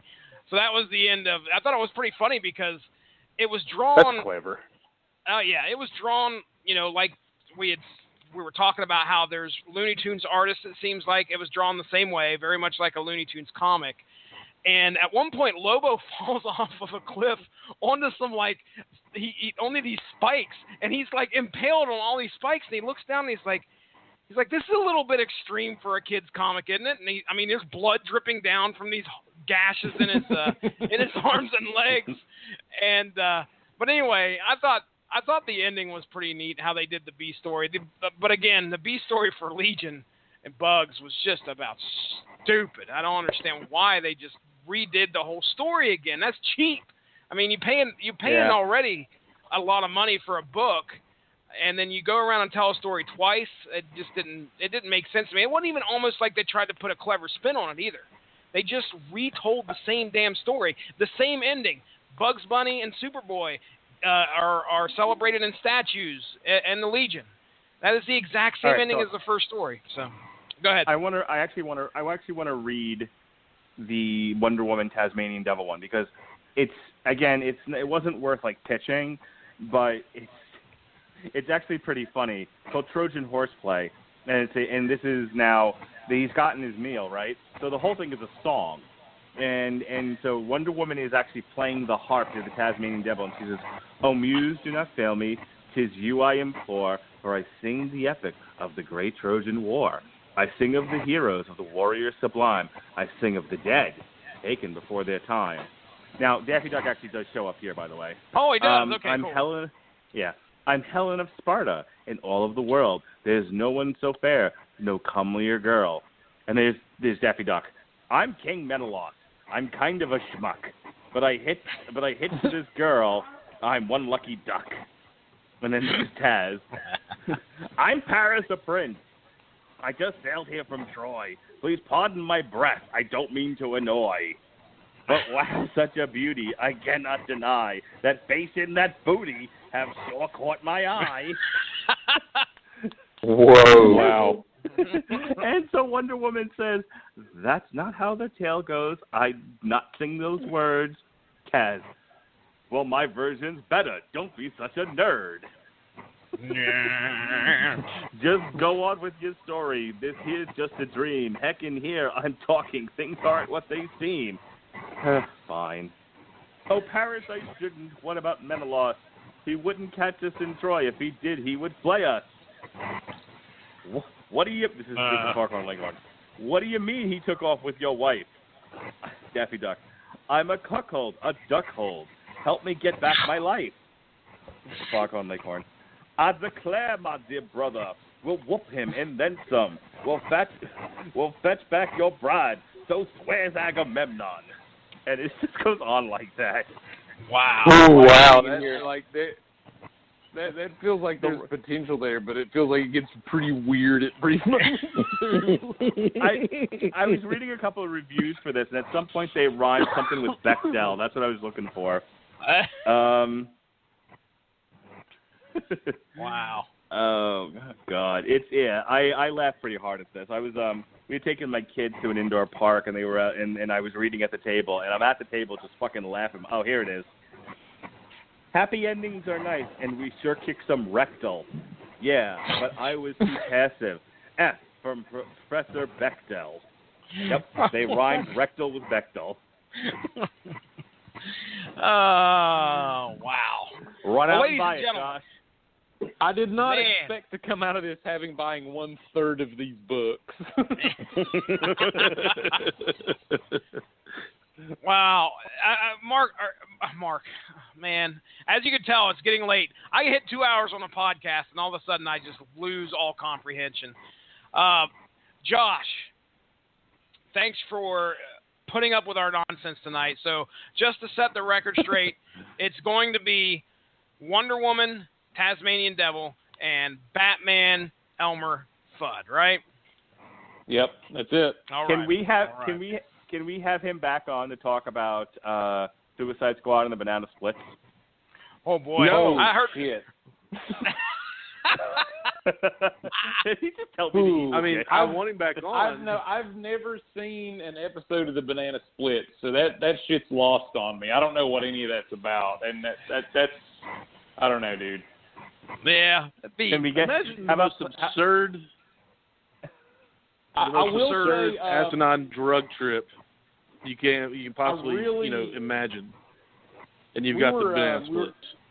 We were talking about all these, and I thought, oh man, like they're doing all these different crossover things with cartoons, and I thought the one that made the most sense to me, and probably unfairly because like I'm a huge fan of the DC one, is Green Lantern Space Ghost. I think that could make a lot of sense, and that could work out really easily and really well. But Well, I'll probably it end just up so picking happens, it too. Josh. Let me pitch you.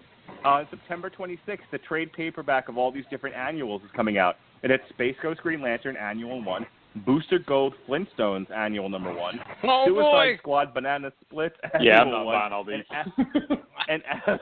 and Adam Strange Future Quest Annual 1. Let me read you the description here. Hanna-Barbera's classic cartoon characters meet some of DC Universe's greatest superheroes. These massive crossovers are sure to thrill Josh Calandros, whether your favorite characters are teaming up or facing off. Trapped in a strange rift in time, Green Lantern and Space Ghost are forced to battle a variety of foes and each other. Mistaken for metahumans, thrown in the battles of Belle Reve, the animal rock band Banana Split are recruited by Amanda Waller for a secret mission to save the Suicide Squad. Come on. That would have worked as a better plot than the actual movie. Adam Strange is blasted through multiple dimensions only to land on Earth. There, instead of superpowered beings and legendary crime fighters, he encounters Johnny Quest, Haji, Dr. Quest, and Race Bannon, and they're the only ones who can help him get home. And rounding out these stories, in the midst of an alien invasion in the 25th century, Booster Gold must dive deep into the prehistoric past to see what happened the last time they hit the planet. In this bygone era, Fred Flintstone and Bonnie Rubble must help Booster learn the truth and return to his own time armed with the information that will bring down the invaders. I think we need to talk about this. I think this deserves its own podcast. Let me ask a question. Is the Flintstones Booster Gold crossover, is that written by Mark Russell? I don't know. You don't have it in front of you? Okay, that's fine. Well, I didn't know if you were reading off solicits or whatever, but well, we all know who Mark Russell is. He's the guy that wrote the Flintstone stories that we were part of, that we reviewed. I feel like Zorak is a Red Lantern. Oh my goodness! I do know for a fact that Larfleeze shows up in the Space Ghost Green Lantern crossover.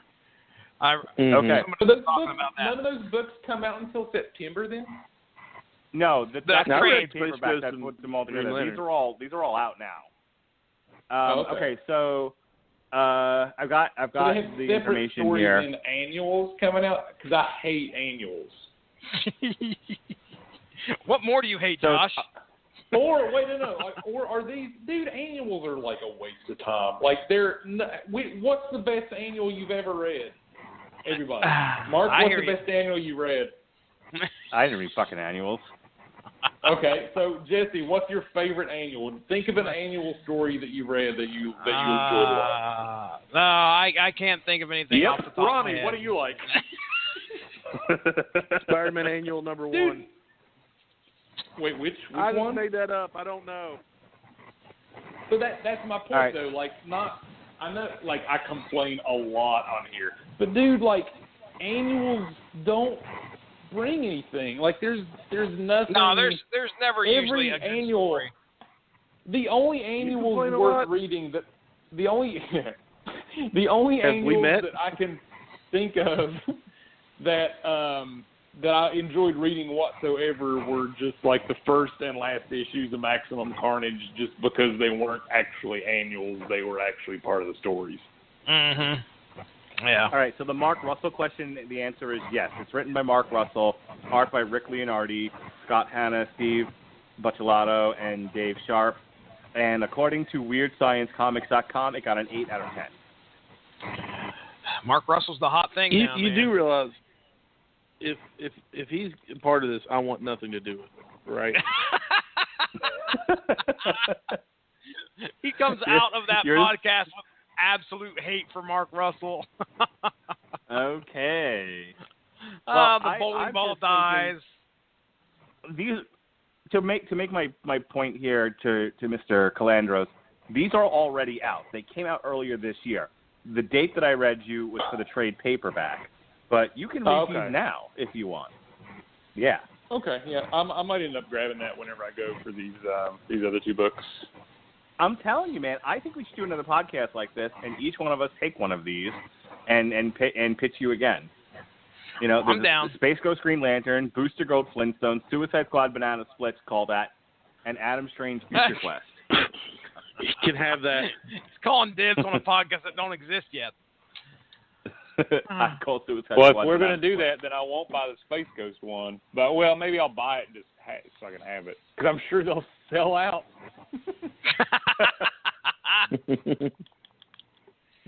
All right, yeah, All put right. it down. Funny Mark. you made- If we got a spot open. Funny you use that phrase, sell out. Right? Well, I'm going to God, wait for the trade to That's come another out. point. This was so profitable. I'm going to wait for the trade to come out, so we'll have to do it sometime after September 26th. Okay? But yeah, Sounds I think good. we should do this again, where we should all pick one of these, and I mean, there's 4 of them, but you know, we'll all pick one out of the 4, and just one just won't get pitched, and Josh can judge again. Ronnie just sent me a message and asked if we were talking Snagglepuss before that, because he really wants to talk about Snagglepuss. I did not, you lying piece of crap. Well, when the Snagglepuss trade comes out, I'll be more than happy to. I'm demanding that we do, as a matter of fact. Snagglepuss, I can't wait. Heavens, the Murgatroyd. All right. Oh, you betcha. 2 hours of this, ladies and gentlemen, and we appreciate you sticking through. We've got a call tonight here, so what we're going to do is we're going to do plugs, and then we're rocking and rolling on out of here. We'll start with the main man himself, the judge, the jury, the executioner, Josh Calandro. Sir, do you have anything you wish to plug? Not really. I mean, it's pretty much like the other. It's like this is always a lot of. This is genuinely a fun part for me because I usually like to go last because like the other 3 of you have a lot of stuff going on, and then I can wrap it up and be like, nope, I'm good. That's no. I mean, we've just got settled. We moved here to Indianapolis over the last few weeks, and I just don't have a lot going on of particular note. So sorry to start this off with a whimper. Not a problem, man. I'm very, very again thankful that you got on here and put up with us there for this. And I think a lot of our listeners appreciate your candor and your choices. So again, thank you, sir, for joining us tonight. Not Ronnie a problem. Adams, I have a blast every time. Awesome. Ronnie Adams of the Screaming Boy Podcast, sir. What are we going to plug tonight? I don't know. I can't think right now. Your childhood slowly dies. And my soul as well. So, Screaming Boy Podcast, we basically nerd culture, pop culture. We talk movies, TV, video games, comic books, everything. We are in the middle of resetting because of technical difficulty, and I am sans the computer. But we will be back soon. We have been so graciously handed Friday nights to do live shows on the Radulation Broadcasting Network. So we've been doing live shows via Blog Talk Radio, and so that's been really good. We did Transformers week. We talked about just Transformers in general. You know, some 80s toys. You guys talked about me, you assholes. I heard your podcast. Call me all judgy and stuff. Whatever. We did. I got a cup toy. Yeah. So anyway, we also had a guest caller. The local celebrity. The local celebrity Kirk. He called in and regaled us with tales of the new Transformers movie, sort of, and then had to go. So we talked about that. These live shows have been a blast, and I love them. So go back in the archives, check them out, as well as all the other shows. They're a lot of fun. So check us out on Facebook with Scream Boy Podcast, Instagram Scream Boy Podcast, and Twitter Scream Boy PR at Scream Boy PR. www.screamboy.com, which is kind of down right now too. But if you have any questions for us or any comments or suggestions, info@screamboy.com. Very good. All right, Mark Radulich. I have just added DC Meets Hanna-Barbera on the Source Material Podcast October 2nd. So we'll be back again pitching Josh Calandros all these great ideas for cinematic features right here on the Source Material Podcast on the Radulich Broadcasting Network on October 2nd. I'm so sorry, Josh. My God.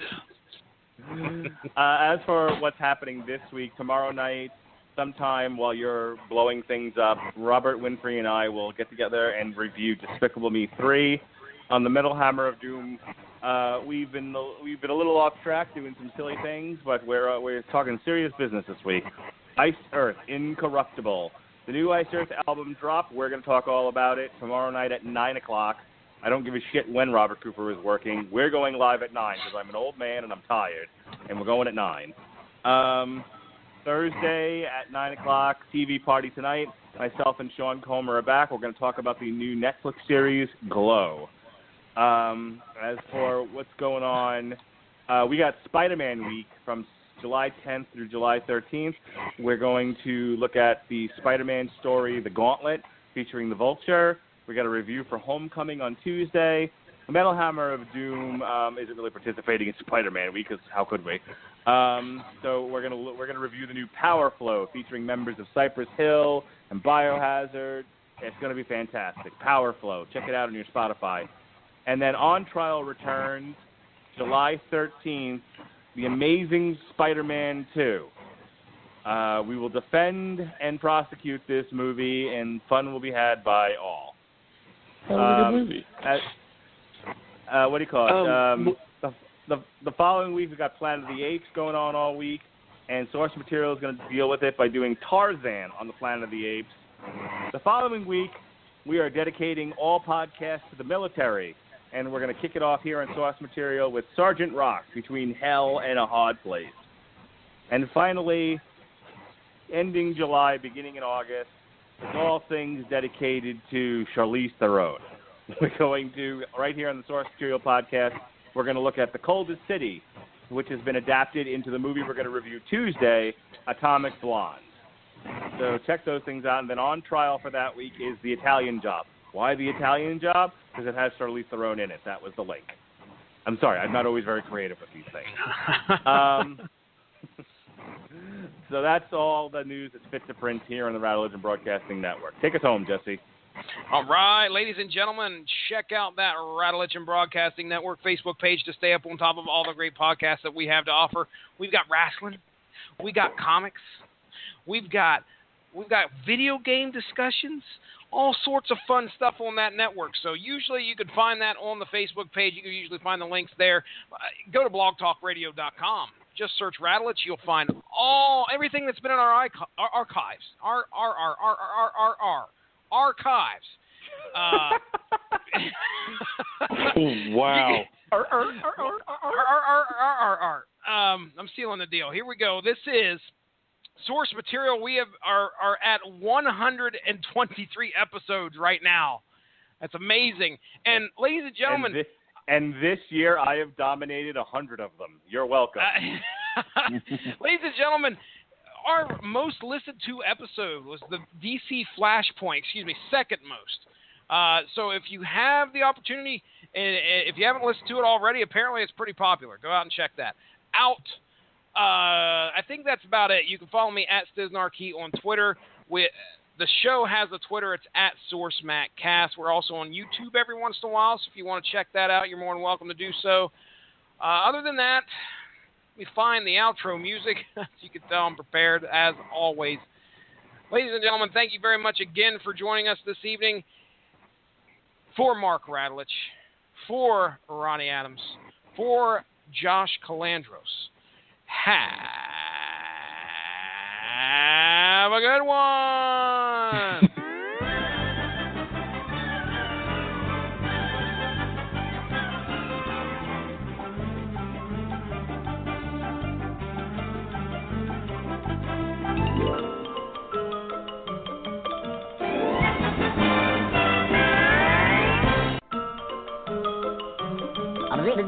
That's all, folks.